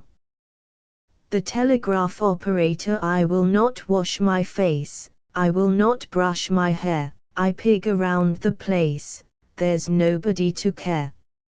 Nothing but rock and tree, nothing but wood and stone, oh, God, it's hell to be alone, alone, alone. Snow peaks and deep gashed draws corral me in a ring. I feel as if I was the only living thing on all this blighted earth, and so I frowst and shrink, and crouching by my hearth I hear the thoughts I think. I think of all I miss, the boys I used to know, the girls I used to kiss, the coin I used to blow, the bars I used to haunt, the racket and the row, the beers I didn't want, I wish I had 'em now. Day after day the same, only a little worse, no one to grouch or blame, oh, for a loving curse. Oh, in the night I fear, haunted by nameless things, just for a voice to cheer, just for a hand that clings. Faintly as from a star voices come o'er the line, voices of ghosts afar, not in this world of mine, lives in whose loom I grope, words in whose weft I hear eager the thrill of hope, awful the chill of fear. I'm thinking out aloud, I reckon that is bad, the snow is like a shroud, maybe I'm going mad. Say, wouldn't that be tough? This awful hush that hugs and chokes one is enough to make a man go bugs. There's not a thing to do, I cannot sleep at night, no wonder I'm so blue, oh, for a friendly fight. The din and rush of strife, a music hall aglow, a crowd, a city, life, dear God, I miss it so. Here, you have moped enough. Brace up and play the game. But say, it's awful tough, day after day the same, I've said that twice, I bet. Well, there's not much to say. I wish I had a pet, or something I could play. Cheer up. Don't get so glum and sick of everything, the worst is yet to come, God help you till the spring. God shield you from the fear, teach you to laugh, not moan. Ha! Ha! It sounds so queer, alone, alone, alone. The woodcutter, the sky is like an envelope, one of those blue official things, and, sealing it, to mock our hope, the moon, a silver wafer, clings. What shall we find when death gives leave to read our sentence or reprieve? I'm holding it down on God's scrap pile, up on the fag end of earth, o'er me a menace of mountains, a river that grits at my feet, face to face with my soul self, weighing my life at its worth, wondering what I was made for, here in my last retreat.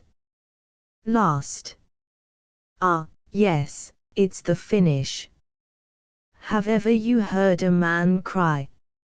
Sobs that rake him and rend him, right from the base of the chest. That's how I've cried, oh, so often, and now that my tears are dry, I sit in the desolate quiet and wait for the infinite rest. Rest. Well, it's restful around me, it's quiet clean to the core. The mountains pose in their ermine, in golden the hills are clad, the big, blue, silt-freighted Yukon seethes by my cabin door, and I think it's only the river that keeps me from going mad. By day it's a ruthless monster, a callous, insatiate thing, with oily bubble and eddy, with sudden swirling of breast. By night it's a writhing titan, sullenly murmuring, ever and ever goaded, and ever crying for rest. It cries for its human tribute, but me it will never drown. I've learned the law of my river obeys me well. I hew and I launch my cordwood, and raft it to Dawson town, where wood means wine and women, and, incidentally, hell. Hell and the anguish thereafter. Here as I sit alone I'd give the life I have left me to lighten some load of care. The bitterest part of the bitter is being denied to atone. Lips that have mocked at heaven lend themselves ill to prayer. Impotent as a beetle pierced on the needle of fate, a wretch in a cosmic death cell, peaks form my prison bars, whelmed by a world stupendous, lonely and listless I wait, drowned in a sea of silence, strewn with confetti of stars. See. From far up the valley a rapier pierces the night, the white search ray of a steamer. Swiftly, serenely it nears, a proud, white, alien presence, a glittering galley of light, confident poised, triumphant, freighted with hopes and fears. I look as one looks on a vision, I see it pulsating by, I glimpse joy-radiant faces, I hear the thresh of the wheel. Hoof-like my heart beats a moment, then silence swoops from the sky. Darkness is piled upon darkness. God only knows how I feel. Maybe you've seen me sometimes, maybe you've pitied me then, the lonely waif of the wood camp, here by my cabin door. Some day you'll look and see not, futile and outcast of men, I shall be far from your pity, resting forevermore. My life was a problem in ciphers, a weary and profitless sum. Slipshod and stupid I worked it, dazed by negation and doubt.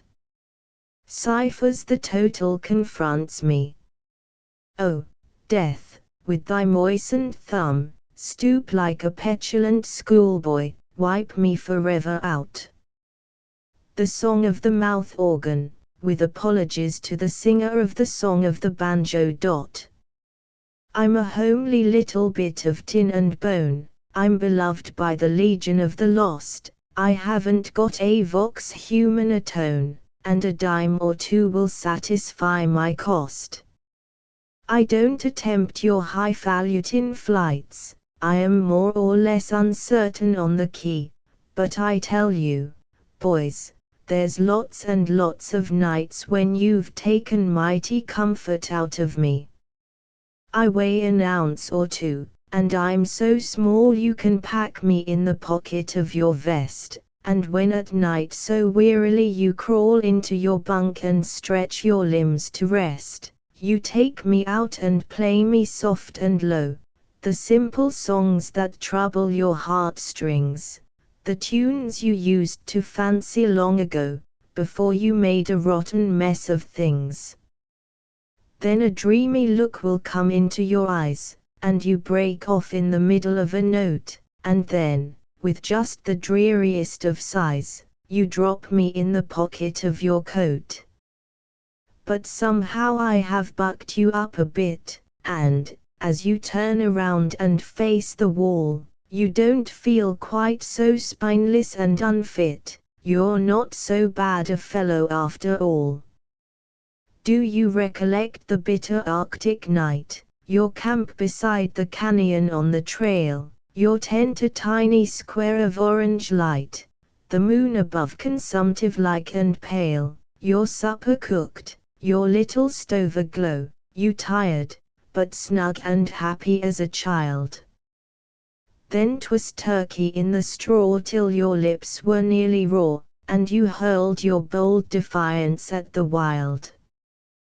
Do you recollect the flashing, lashing pain, the gulf of humid blackness overhead, the lightning making rapiers of the rain, the cattle horns like candles of the dead, you sitting on your bronco there alone, in your slicker, saddle sore and sick with cold? Do you think the silent herd did not hear the mockingbird, or relish silver threads among the gold?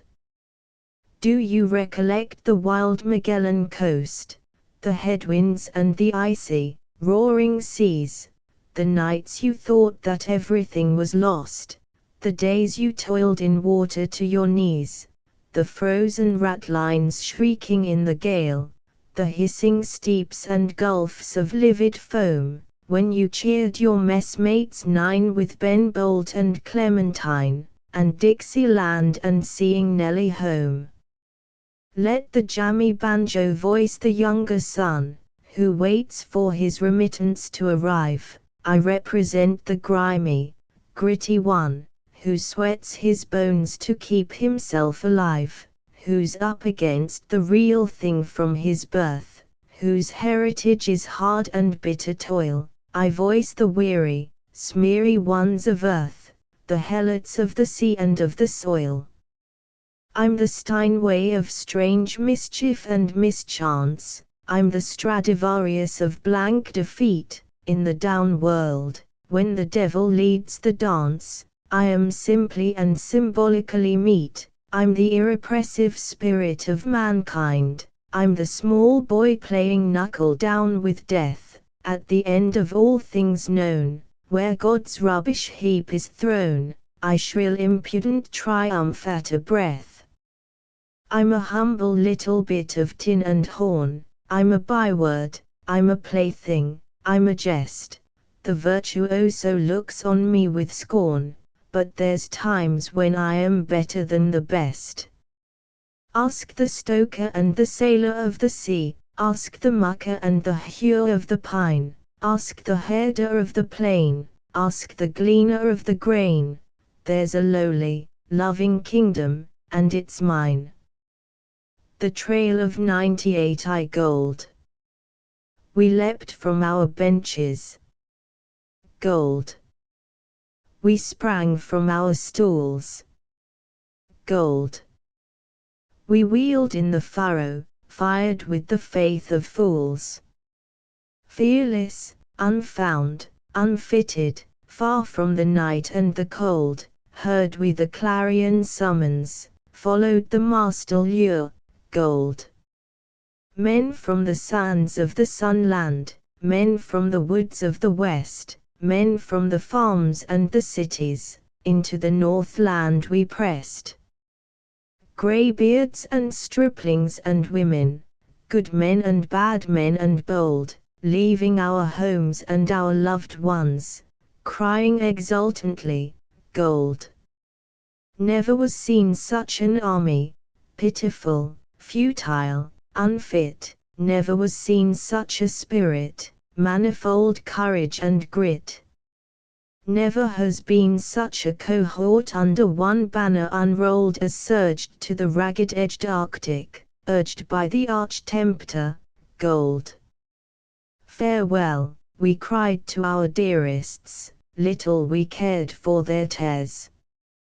Farewell, we cried to the humdrum and the yoke of the hireling years, just like a pack of schoolboys, and the big crowd cheered us goodbye. Never were hearts so uplifted, never were hopes so high. The spectral shores flitted past us, and every whirl of the screw hurled us nearer to fortune, and ever we planned what we'd do with the gold when we got it, big, shiny nuggets like plums, there in the sand of the river, gouging it out with our thumbs. And one man wanted a castle, another a racing stud, a third would cruise in a palace yacht like a red-necked prince of blood. And so we dreamed and we vaunted, millionaires to a man, leaping to wealth in our visions long ere the trail began. We landed in wind-swept Skagway. We joined the weltering mass, clamoring over their outfits, waiting to climb the pass. We tightened our girths and our pack straps, we linked on the human chain, struggling up to the summit, where every step was a pain. Gone was the joy of our faces, grim and haggard and pale, the heedless mirth of the shipboard was changed to the care of the trail. We flung ourselves in the struggle, packing our grub in relays, step by step to the summit in the bale of the winter days. Floundering deep in the sump holes, stumbling out again, crying with cold and weakness, crazy with fear and pain. Then from the depths of our travail, ere our spirits were broke, grim, tenacious and savage, the lust of the trail awoke. Klondike or bust, rang the slogan, every man for his own. Oh, how we flogged the horses, staggering skin and bone. Oh, how we cursed their weakness, anguish they could not tell, breaking their hearts in our passion, lashing them on till they fell. For grub meant gold to our thinking, and all that could walk must pack. The sheep for the shambles stumbled, each with a load on its back, and even the swine were burdened, and grunted and squealed and rolled, and men went mad in the moment, huskily clamoring gold. Oh, we were brutes and devils, goaded by lust and fear. Our eyes were strained to the summit, the weaklings dropped to the rear, falling in heaps by the trail side, heartbroken, limp and wan, but the gaps closed up in an instant, and heedless the chain went on. Never will I forget it, there on the mountain face, ant-like, men with their burdens, clinging in icy space, dogged, determined and dauntless, cruel and callous and cold, cursing, blaspheming, reviling, and ever that battle cry, gold. Thus toiled we, the army of fortune, in hunger and hope and despair, till glacier, mountain and forest vanished, and, radiantly fair, there at our feet lay Lake Bennett, and down to its welcome we ran. The trail of the land was over, the trail of the water began. 3 We built our boats and we launched them. Never has been such a fleet, a packing case for a bottom, a mackinaw for a sheet. Shapeless, grotesque, lopsided, flimsy, makeshift and crude, each man after his fashion builded as best he could. Each man worked like a demon, as proud to rudder we raced. The winds of the wild cried hurry, the voice of the waters, haste. We hated those driving before us, we dreaded those pressing behind, we cursed the slow current that bore us, we prayed to the god of the wind. Spring. And the hillsides flourished, vivid in jeweled green, spring. And our hearts' blood nourished envy and hatred and spleen. Little cared we for the spring birth, much cared we to get on, stake in the great white channel, stake ere the best be gone. The greed of the gold possessed us, pity and love were forgot, covetous visions obsessed us, brother with brother fought. Partner with partner wrangled, each one claiming his due, wrangled and halved their outfits, sawing their boats in two. Thus wise we voyaged Lake Bennett, taggish, then Windy Arm, sinister, savage and baleful, boding us hate and harm. Many a scow was shattered there on that iron shore, many a heart was broken straining at sweep and oar. We roused Lake Marsh with a chorus, we drifted many a mile, there was the canyon before us, cave-like its dark defile, the shores swept faster and faster, the river narrowed to wrath, waters that hissed disaster reared upright in our path. Beneath us the green tumult churning, above us the cavernous gloom, around us, swift twisting and turning, the black, sullen walls of a tomb. We spun like a chip in a mill race, our hearts hammered under the test, then, oh, the relief on each chill face, we soared into sunlight and rest. Hand sought for hand on the instant. Cried we, our troubles are o'er. Then, like a rumble of thunder, heard we a canorous roar. Leaping and boiling and seething, saw we a cauldron afume, there was the rage of the rapids, there was the menace of doom. The river springs like a racer, sweeps through a gash in the rock, butts at the boulder-ribbed bottom, staggers and rears at the shock, leaps like a terrified monster, writhes in its fury and pain, then with the crash of a demon springs to the onset again. Dared we that ravening terror, heard we its din in our ears, called on the gods of our fathers, juggled forlorn with our fears, sank to our waists in its fury, tossed to the sky like a fleece, then, when our dread was the greatest, crashed into safety and peace. But what of the others that followed, losing their boats by the score? Well could we see them and hear them, strung down that desolate shore. What of the poor souls that perished? Little of them shall be said, on to the golden valley, pause not to bury the dead. Then there were days of drifting, breezes soft as a sigh, night trailed her robe of jewels over the floor of the sky. The moonlit stream was a python, silver, sinuous, vast, that writhed on a shroud of velvet. Well, it was done at last. There were the tents of Dawson, there the scar of the slide. Swiftly we poled o'er the shallows, swiftly leapt o'er the side. Fires fringed the mouth of Bonanza, sunset gilded the dome. The test of the trail was over. Thank God, we were home. The Ballad of Gumboot Ben. He was an old prospector with a vision bleared and dim. He asked me for a grub stake, and the same I gave to him. He hinted of a hidden trove, and when I made so bold to question his veracity, this is the tale he told.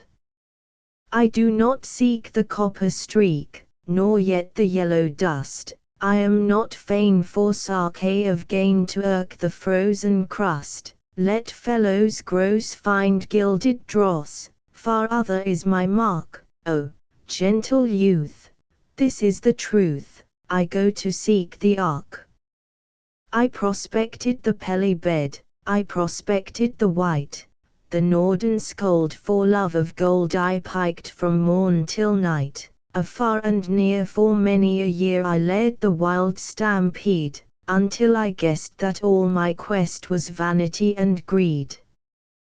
Then came I to a land I knew no man had ever seen, a haggard land, forlornly spanned by mountains lank and lean. The niches said 'twas full of dread, of smoke and fiery breath, and no man dare put foot in there for fear of pain and death.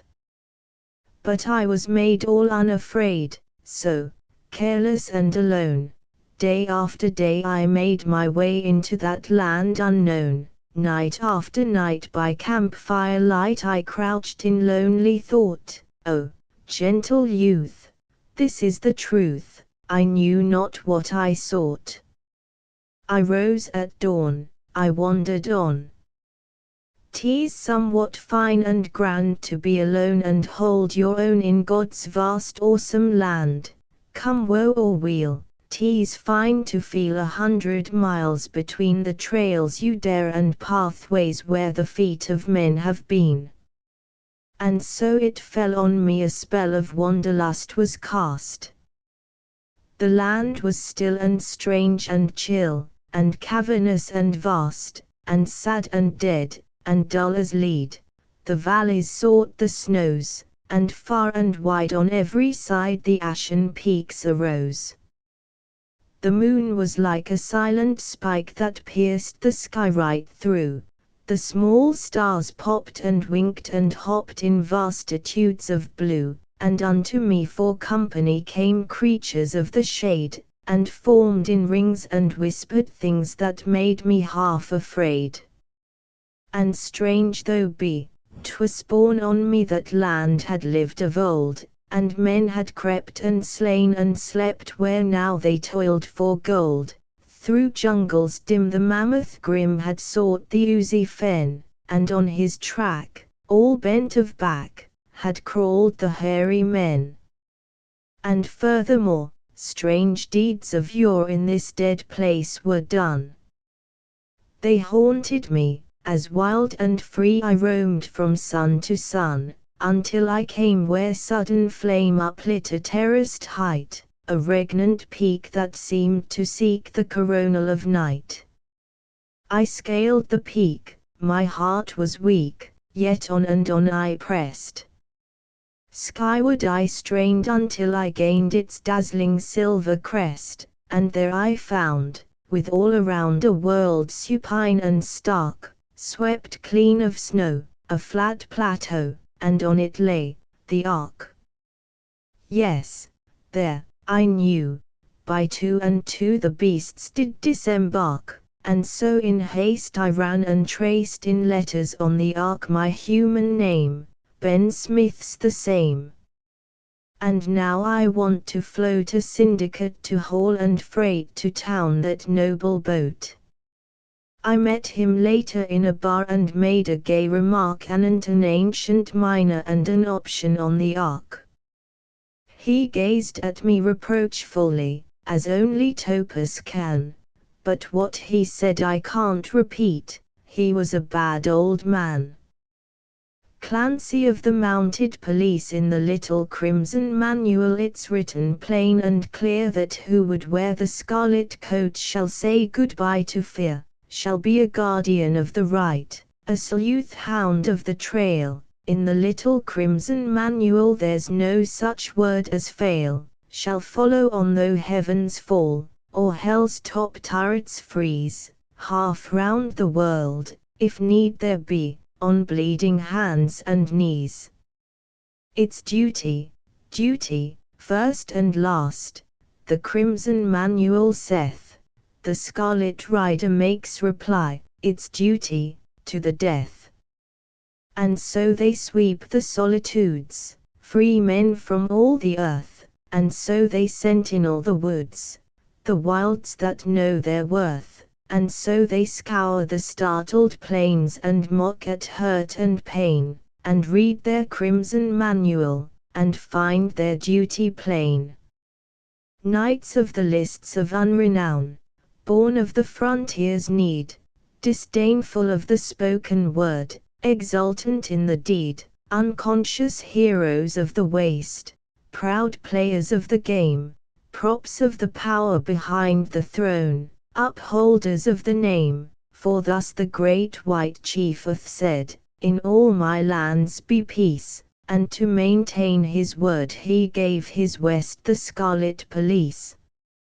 Livid-lipped was the valley, still as the grave of God, misty shadows of mountain thinned into mists of cloud, corpse-like and stark was the land, with a quiet that crushed and awed, and the stars of the weird subarctic glimmered over its shroud. Deep in the trench of the valley 2 men stationed the post, Seymour and Clancy the reckless, fresh from the long patrol, Seymour, the sergeant, and Clancy who made his boast he could cinch like a bronco the Northland, and cling to the prongs of the pole. 2 lone men on detachment, standing forlorn on the trail, undismayed in the vastness, wise with the wisdom of old, out of the night hailed a half-breed telling a pitiful tale, white man starving and crazy on the banks of the Nordenskjold. Up sprang the red-haired Clancy, lean and eager of eye, loaded the long toboggan, strapped each dog at its post, whirled his lash at the leader, then, with a whoop and a cry, into the great white silence faded away like a ghost. The clouds were a misty shadow, the hills were a shadowy mist, sunless, voiceless and pulseless. The day was a dream of woe.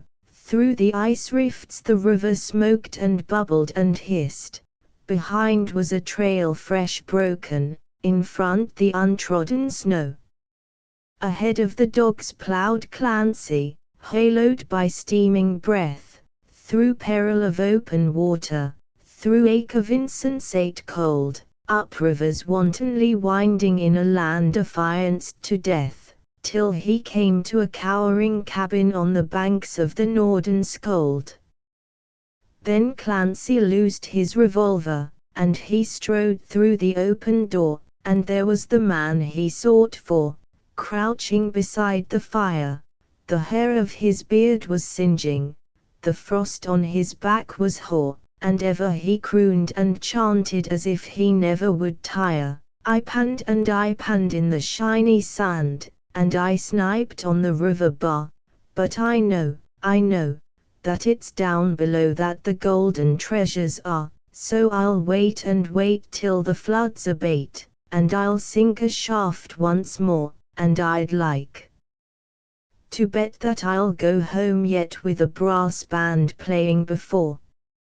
He was nigh as thin as a sliver, and he whined like a moose-hide cur, so Clancy clothed him and nursed him as a mother nurses a child, lifted him on the toboggan, wrapped him in robes of fur, then with the dogs sore straining started to face the Wild. Said the Wild, I will crush this Clancy, so fearless and insolent, for him will I lose my fury, and blind and buffet and beat, pile up my snows to stay him, then when his strength is spent, leap on him from my ambush and crush him under my feet. Him will I ring with my silence, compass him with my cold, closer and closer clutch him unto mine icy breast, buffet him with my blizzards, deep in my snows enfold, claiming his life as my tribute, giving my wolves the rest. Clancy crawled through the vastness, o'er him the hate of the Wild, full on his face fell the blizzard, cheering his huskies he ran, fighting, fierce-hearted and tireless, snows that drifted and piled, with ever and ever behind him singing the crazy man. Sing hey, sing ho, for the ice and snow, and a heart that's ever merry, let us trim and square with a lover's care, for why should a man be sorry? A grave deep, deep, with the moon a peep, a grave in the frozen mold. Sing hey, sing ho, for the winds that blow, and a grave deep down in the ice and snow, a grave in the land of gold. Day after day of darkness, the whirl of the seething snows, day after day of blindness, the swoop of the stinging blast, on through a blur of fury the swing of staggering blows, on through a world of turmoil, empty, inane and vast. Night with its writhing storm whirl, night despairingly black, night with its hours of terror, numb and endlessly long, night with its weary waiting, fighting the shadows back, and ever the crouching madman singing his crazy song. Cold with its creeping terror, cold with its sudden clinch, cold so utter you wonder if 'twill ever again be warm. Clancy grinned as he shuddered, surely it isn't a cinch being wet nurse to a loony in the teeth of an Arctic storm. The blizzard passed and the dawn broke, knife-edged and crystal clear. The sky was a blue-domed iceberg, sunshine outlawed away, ever by snowslide and ice-rip haunted and hovered the fear, ever the Wild malignant poised and panted to slay. The lead dog freezes in harness, cut him out of the team. The lung of the wheel dog's bleeding, shoot him and let him lie. On and on with the others, lash them until they scream. Pull for your lives, you devils. On. To halt is to die. There in the frozen vastness Clancy fought with his foes, the ache of the stiffened fingers, the cut of the snowshoe thong, cheeks black raw through the hood flap, eyes that tingled and closed, and ever to urge and cheer him quavered the madman's song.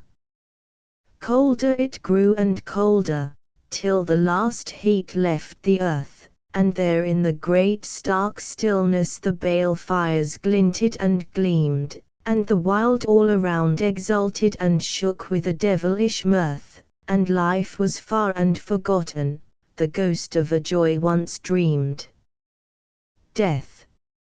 And one who defied it, a man of the mounted police, fought it there to a standstill long after hope was gone, grinned through his bitter anguish, fought without let or cease, suffering, straining, striving, stumbling, struggling on.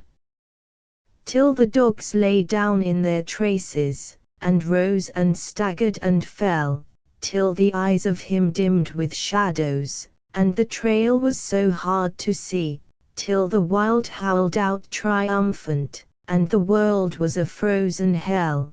Then said Constable Clancy, I guess that it's up to me.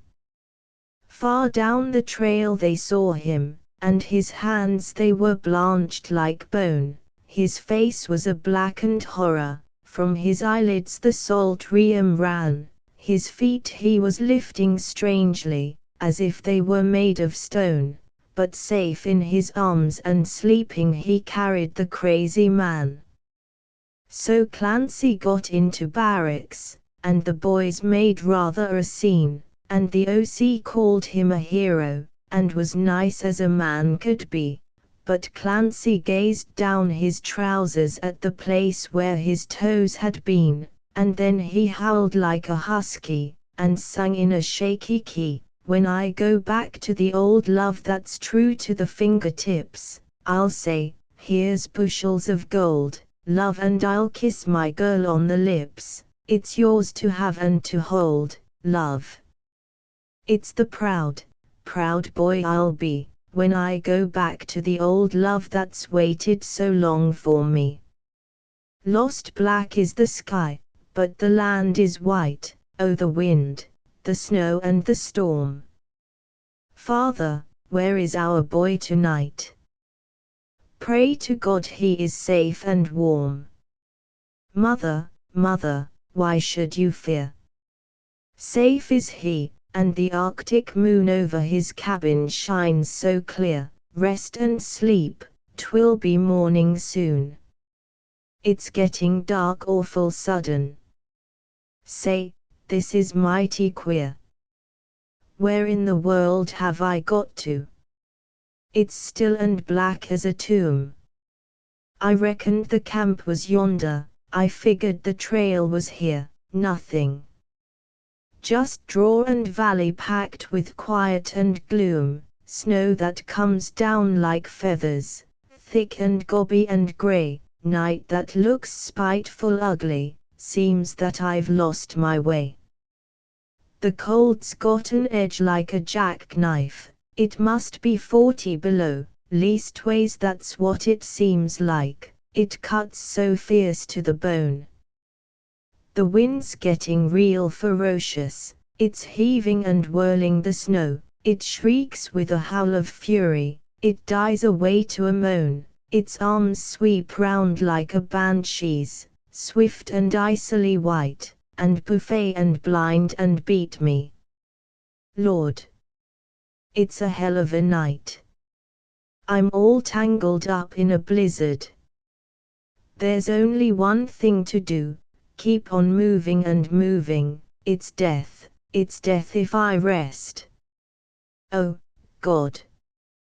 If I see the morning, if only I struggle through, I'll say the prayers I've forgotten since I lay on my mother's breast. I seem going round in a circle, maybe the camp is near. Say, did somebody holler? Was it a light I saw?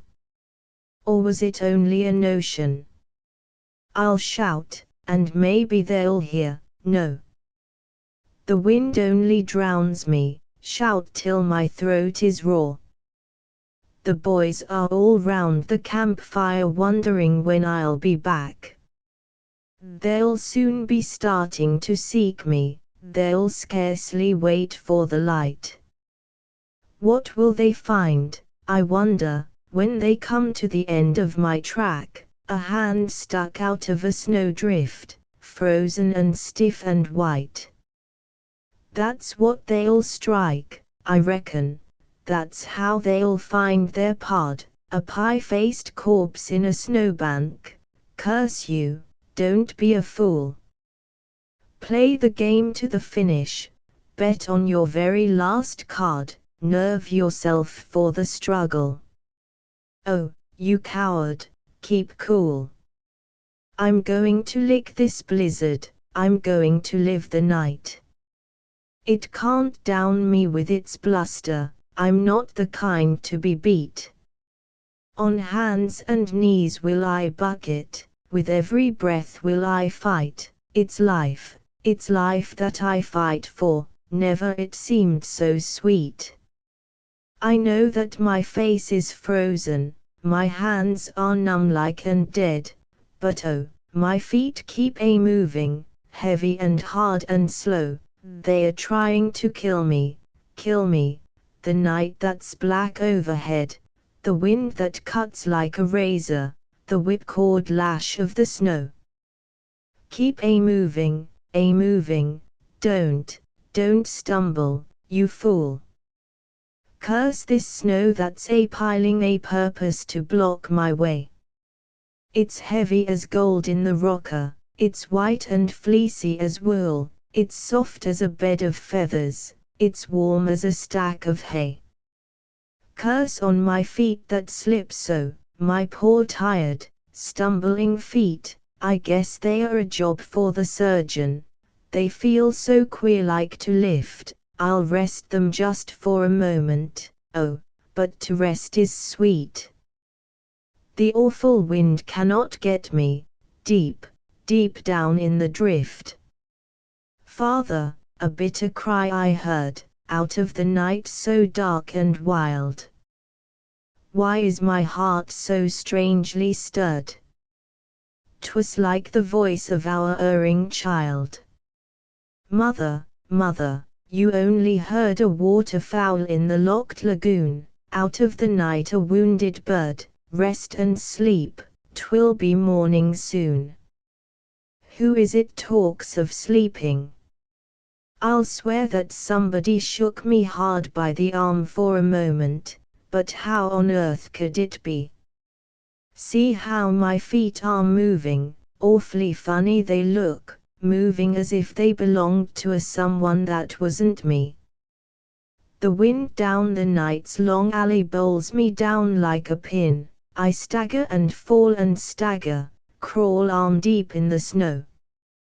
Beaten back to my corner, how can I hope to win? And there is the blizzard waiting to give me the knockout blow. Oh, I'm so warm and sleepy. No more hunger and pain. Just to rest for a moment, was ever rest such a joy? Ha! What was that?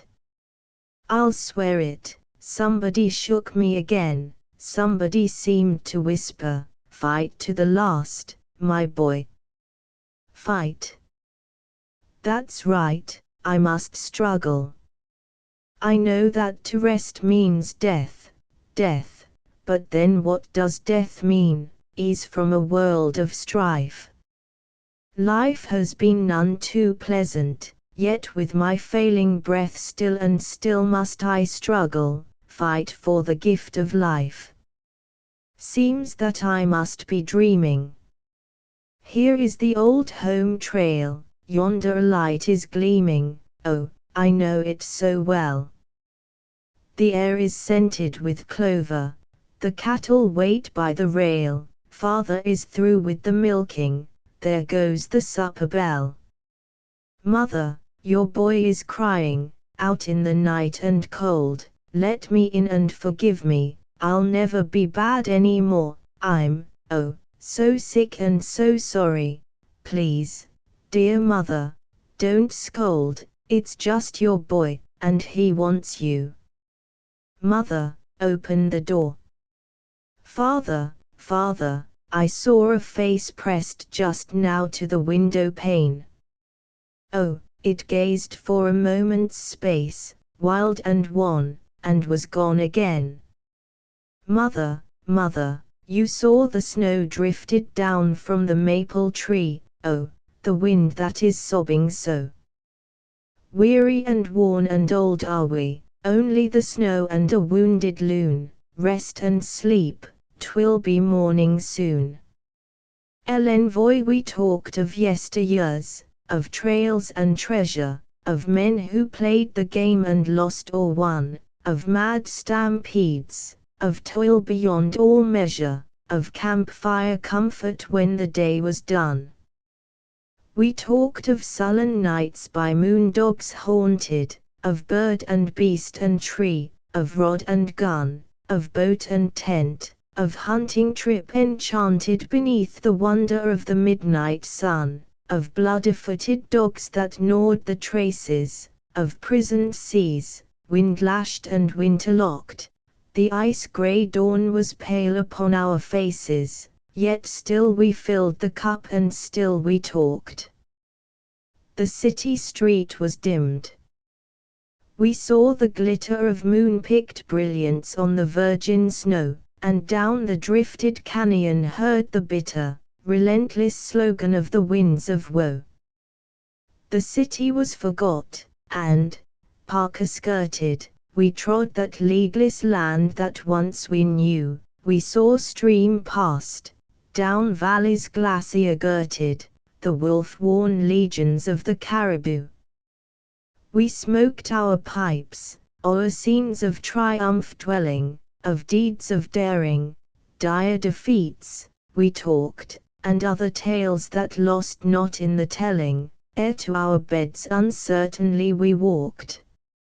And so, dear friends, in gentler valleys roaming, perhaps, when on my printed page you look, your fancies by the firelight may go homing to that lone land that haply you forsook.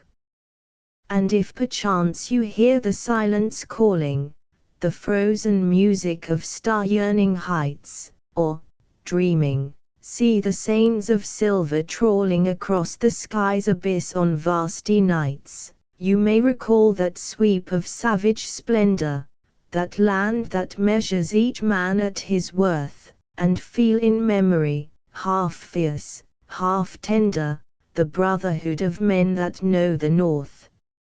End of the Project Gutenberg ebook Ballads of a Cheechako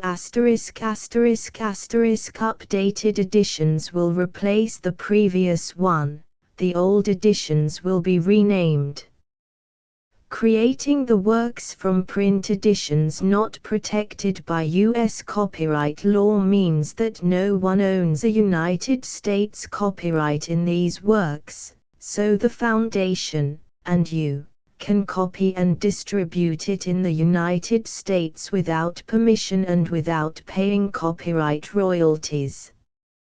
Special rules, set forth in the general terms of use part of this license, apply to copying and distributing Project Gutenberg trademark symbol electronic works to protect the Project Gutenberg trademark symbol concept and trademark. Project Gutenberg is a registered trademark, and may not be used if you charge for an ebook, except by following the terms of the trademark license, including paying royalties for use of the Project Gutenberg trademark. If you do not charge anything for copies of this ebook, complying with the trademark license is very easy. You may use this ebook for nearly any purpose such as creation of derivative works, reports, performances and research. Project Gutenberg ebooks may be modified and printed and given away. You may do practically anything in the United States with ebooks not protected by U.S. copyright law. Redistribution is subject to the trademark license, especially commercial redistribution. Start. Full license. The full Project Gutenberg license. Please read this before you distribute or use this work to protect the Project Gutenberg trademark symbol mission of promoting the free distribution of electronic works. By using or distributing this work, or any other work associated in any way with the phrase Project Gutenberg, you agree to comply with all the terms of the full Project Gutenberg trademark symbol license available with this file or online at www.gutenberg.org/license. Section 1. General Terms of Use and Redistributing Project Gutenberg Trademark Symbol Electronic Works 1.0. By reading or using any part of this Project Gutenberg trademark symbol electronic work, You indicate that you have read, understand, agree to and accept all the terms of this license and intellectual property, trademark/copyright, agreement. If you do not agree to abide by all the terms of this agreement, you must cease using and return or destroy all copies of Project Gutenberg trademark symbol electronic works in your possession. If you paid a fee for obtaining a copy of or access to a Project Gutenberg trademark symbol electronic work and you do not agree to be bound by the terms of this agreement, you may obtain a refund from the person or entity to whom you paid the fee as set forth in paragraph 1.e.8. 1.b Project Gutenberg is a registered trademark. It may only be used on or associated in any way with an electronic work by people who agree to be bound by the terms of this agreement. There are a few things that you can do with most Project Gutenberg trademark symbol electronic works even without complying with the full terms of this agreement. See paragraph 1.c below.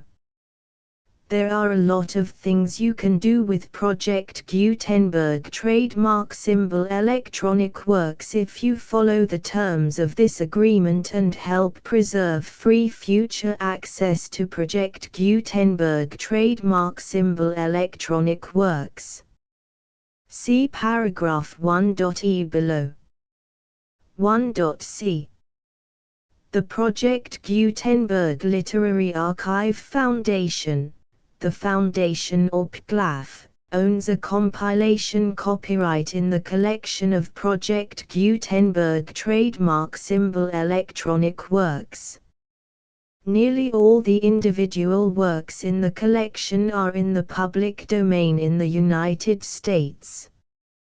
If an individual work is unprotected by copyright law in the United States and you are located in the United States, we do not claim a right to prevent you from copying, distributing, performing, displaying or creating derivative works based on the work as long as all references to Project Gutenberg are removed.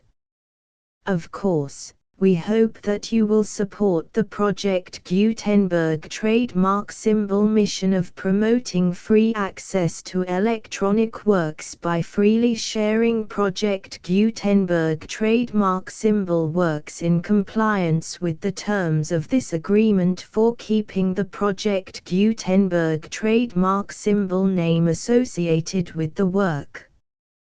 You can easily comply with the terms of this agreement by keeping this work in the same format with its attached full Project Gutenberg trademark symbol license when you share it without charge with others. 1.d The copyright laws of the place where you are located also govern what you can do with this work. Copyright laws in most countries are in a constant state of change. If you are outside the United States, check the laws of your country in addition to the terms of this agreement before downloading, copying, displaying, performing, distributing or creating derivative works based on this work or any other Project Gutenberg trademark symbol work. The Foundation makes no representations concerning the copyright status of any work in any country other than the United States. 1.e Unless you have removed all references to Project Gutenberg, 1.e.1. The following sentence, with active links to, or other immediate access to, the full Project Gutenberg trademark symbol license must appear prominently whenever any copy of a Project Gutenberg trademark symbol work, any work on which the phrase Project Gutenberg appears, or with which the phrase Project Gutenberg is associated, is accessed, displayed, performed, viewed, copied or distributed. This ebook is for the use of anyone anywhere in the United States and most other parts of the world at no cost and with almost no restrictions whatsoever. You may copy it, give it away or reuse it under the terms of the Project Gutenberg license included with this ebook or online at www.gutenberg.org. If you are not located in the United States, you will have to check the laws of the country where you are located before using this ebook. 1.e.2. If an individual Project Gutenberg trademark symbol electronic work is derived from texts not protected by U.S. copyright law, does not contain a notice indicating that it is posted with permission of the copyright holder, the work can be copied and distributed to anyone in the United States without paying any fees or charges.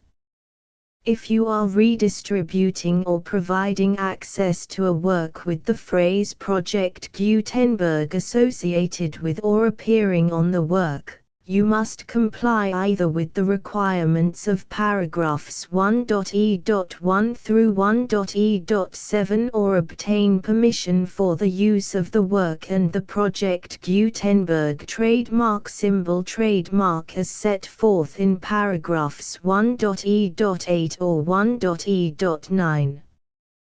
1.e.3.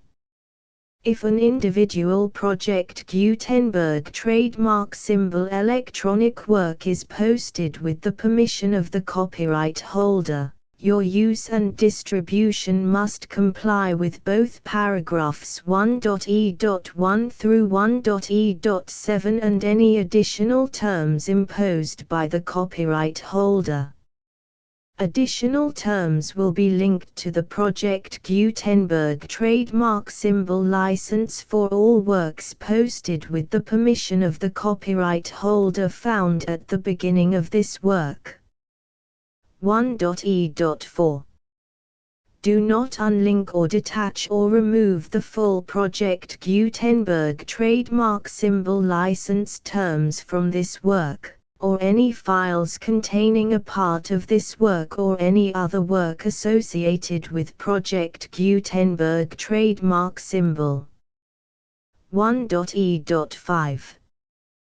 Do not copy, display, perform, distribute or redistribute this electronic work, or any part of this electronic work, without prominently displaying the sentence set forth in paragraph 1.e.1 with active links or immediate access to the full terms of the Project Gutenberg trademark symbol license.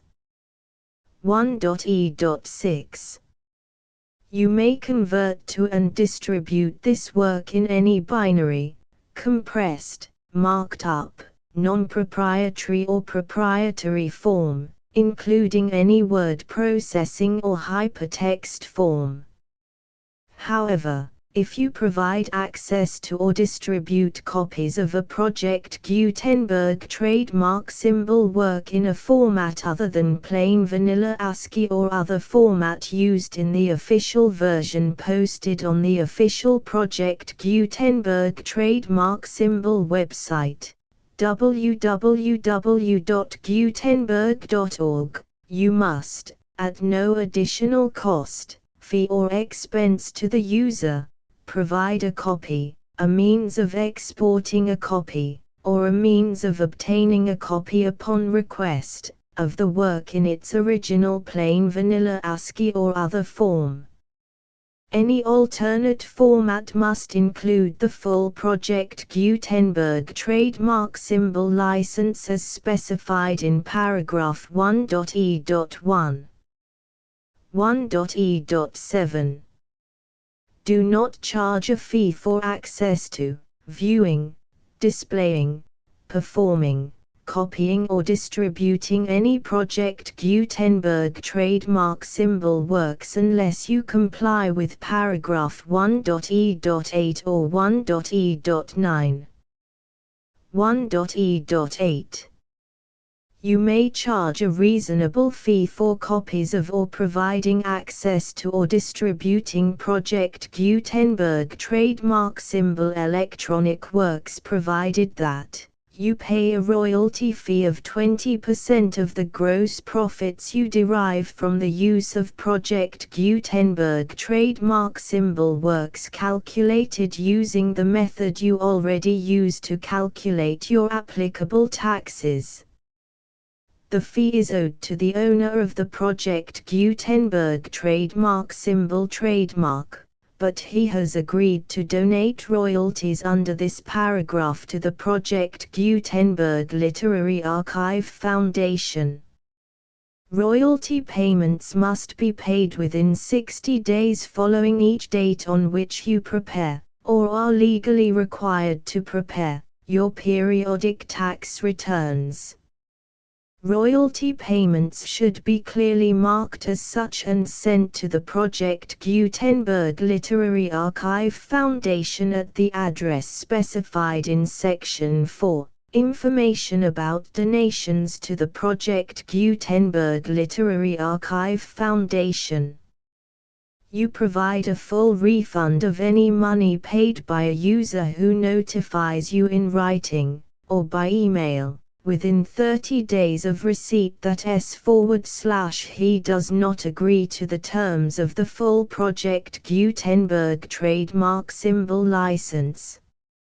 You must require such a user to return or destroy all copies of the works possessed in a physical medium and discontinue all use of and all access to other copies of Project Gutenberg trademark symbol works.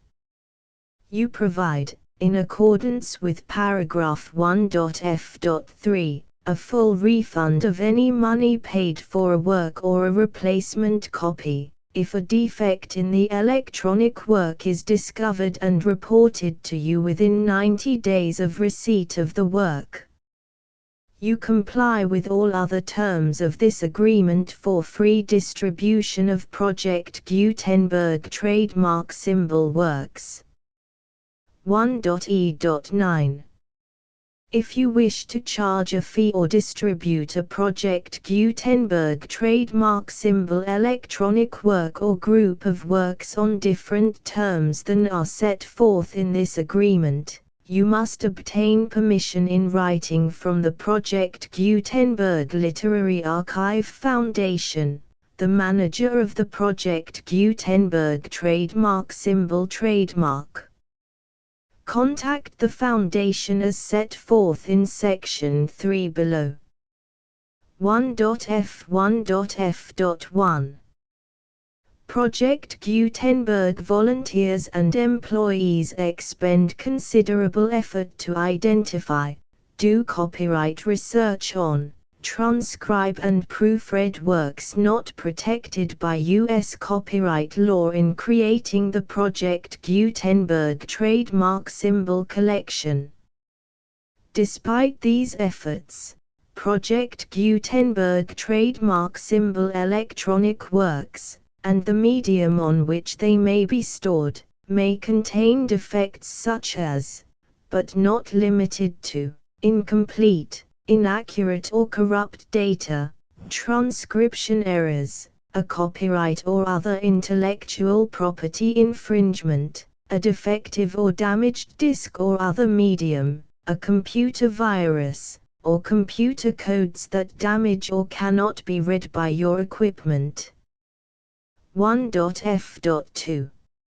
Limited warranty, disclaimer of damages, except for the right of replacement or refund described in paragraph 1.f.3, the Project Gutenberg Literary Archive Foundation, the owner of the Project Gutenberg trademark symbol trademark, and any other party distributing a Project Gutenberg trademark symbol electronic work under this agreement, disclaim all liability to you for damages, costs and expenses, including legal fees.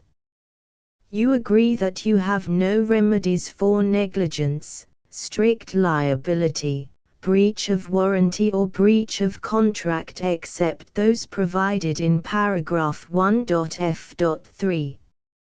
You agree that the foundation, the trademark owner, and any distributor under this agreement will not be liable to you for actual, direct, indirect, consequential, punitive or incidental damages even if you give notice of the possibility of such damage.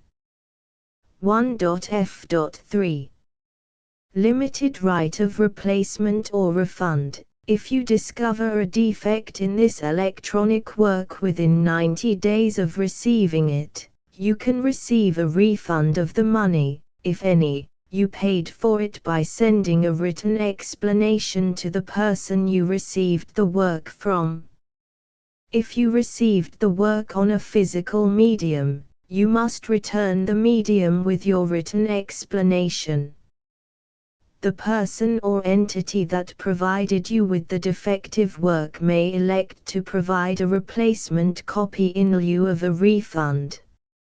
If you received the work electronically, the person or entity providing it to you may choose to give you a second opportunity to receive the work electronically in lieu of a refund. If the second copy is also defective, you may demand a refund in writing without further opportunities to fix the problem. 1.f.4. Except for the limited right of replacement or refund set forth in paragraph 1.f.3, this work is provided to you as is, with no other warranties of any kind, express or implied, including but not limited to warranties of merchantability or fitness for any purpose. 1.f.5. Some states do not allow disclaimers of certain implied warranties or the exclusion or limitation of certain types of damages. If any disclaimer or limitation set forth in this agreement violates the law of the state applicable to this agreement, the agreement shall be interpreted to make the maximum disclaimer or limitation permitted by the applicable state law. The invalidity or unenforceability of any provision of this agreement shall not void the remaining provisions. 1.f.6. Indemnity. You agree to indemnify and hold the foundation, the trademark owner, any agent or employee of the foundation, anyone providing copies of Project Gutenberg trademark symbol electronic works in accordance with this agreement, and any volunteers associated with the production, promotion and distribution of Project Gutenberg trademark symbol electronic works, harmless from all liability, costs and expenses, including legal fees, that arise directly or indirectly from any of the following which you do or cause to occur. A. Distribution of this or any Project Gutenberg trademark symbol work. B. Alteration, modification, or additions or deletions to any Project Gutenberg trademark symbol work, and c. Any defect you cause. Section 2. Information about the mission of Project Gutenberg trademark symbol. Project Gutenberg trademark symbol is synonymous with the free distribution of electronic works in formats readable by the widest variety of computers, including obsolete, old, middle-aged and new computers. It exists because of the efforts of hundreds of volunteers and donations from people in all walks of life. Volunteers and financial support to provide volunteers with the assistance they need are critical to reaching Project Gutenberg trademark symbol's goals and ensuring that the Project Gutenberg trademark symbol collection will remain freely available for generations to come. In 2001, the Project Gutenberg Literary Archive Foundation was created to provide a secure and permanent future for Project Gutenberg trademark symbol and future generations. To learn more about the Project Gutenberg Literary Archive Foundation and how your efforts and donations can help, see sections 3 and 4 and the Foundation information page at www.gutenberg.org. Section 3. Information about the Project Gutenberg Literary Archive Foundation. The Project Gutenberg Literary Archive Foundation is a non-profit 501(c)(3) educational corporation organized under the laws of the state of Mississippi and granted tax-exempt status by the Internal Revenue Service.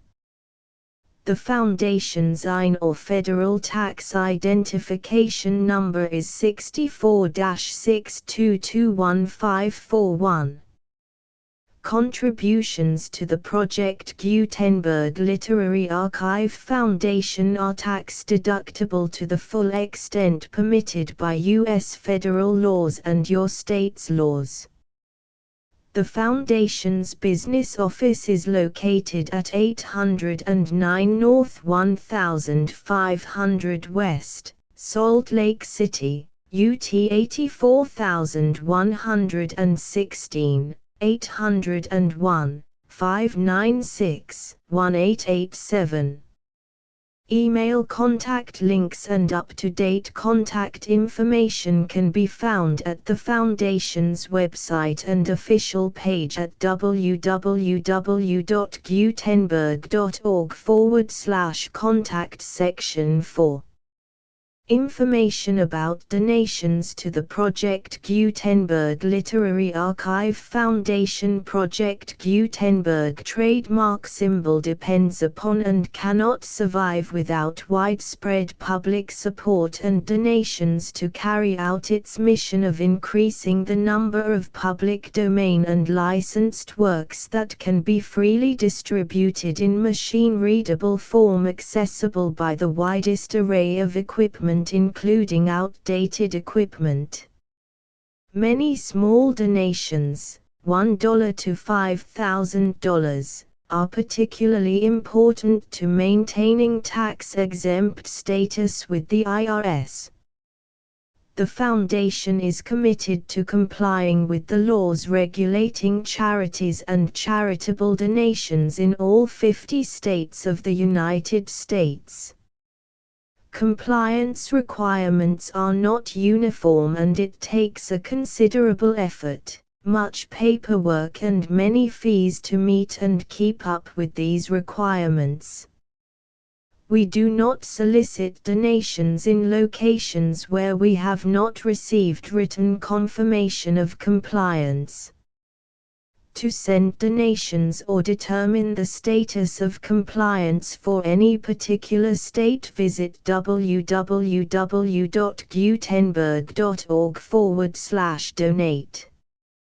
While we cannot and do not solicit contributions from states where we have not met the solicitation requirements, we know of no prohibition against accepting unsolicited donations from donors in such states who approach us with offers to donate. International donations are gratefully accepted, but we cannot make any statements concerning tax treatment of donations received from outside the United States. U.S. laws alone swamp our small staff. Please check the Project Gutenberg web pages for current donation methods and addresses.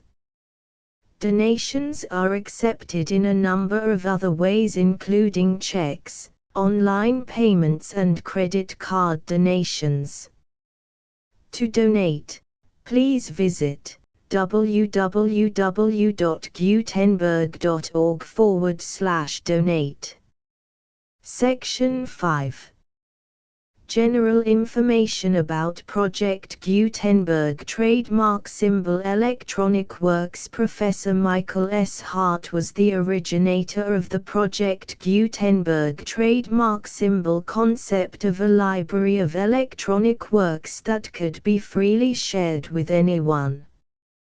For 40 years, he produced and distributed Project Gutenberg trademark symbol ebooks with only a loose network of volunteer support.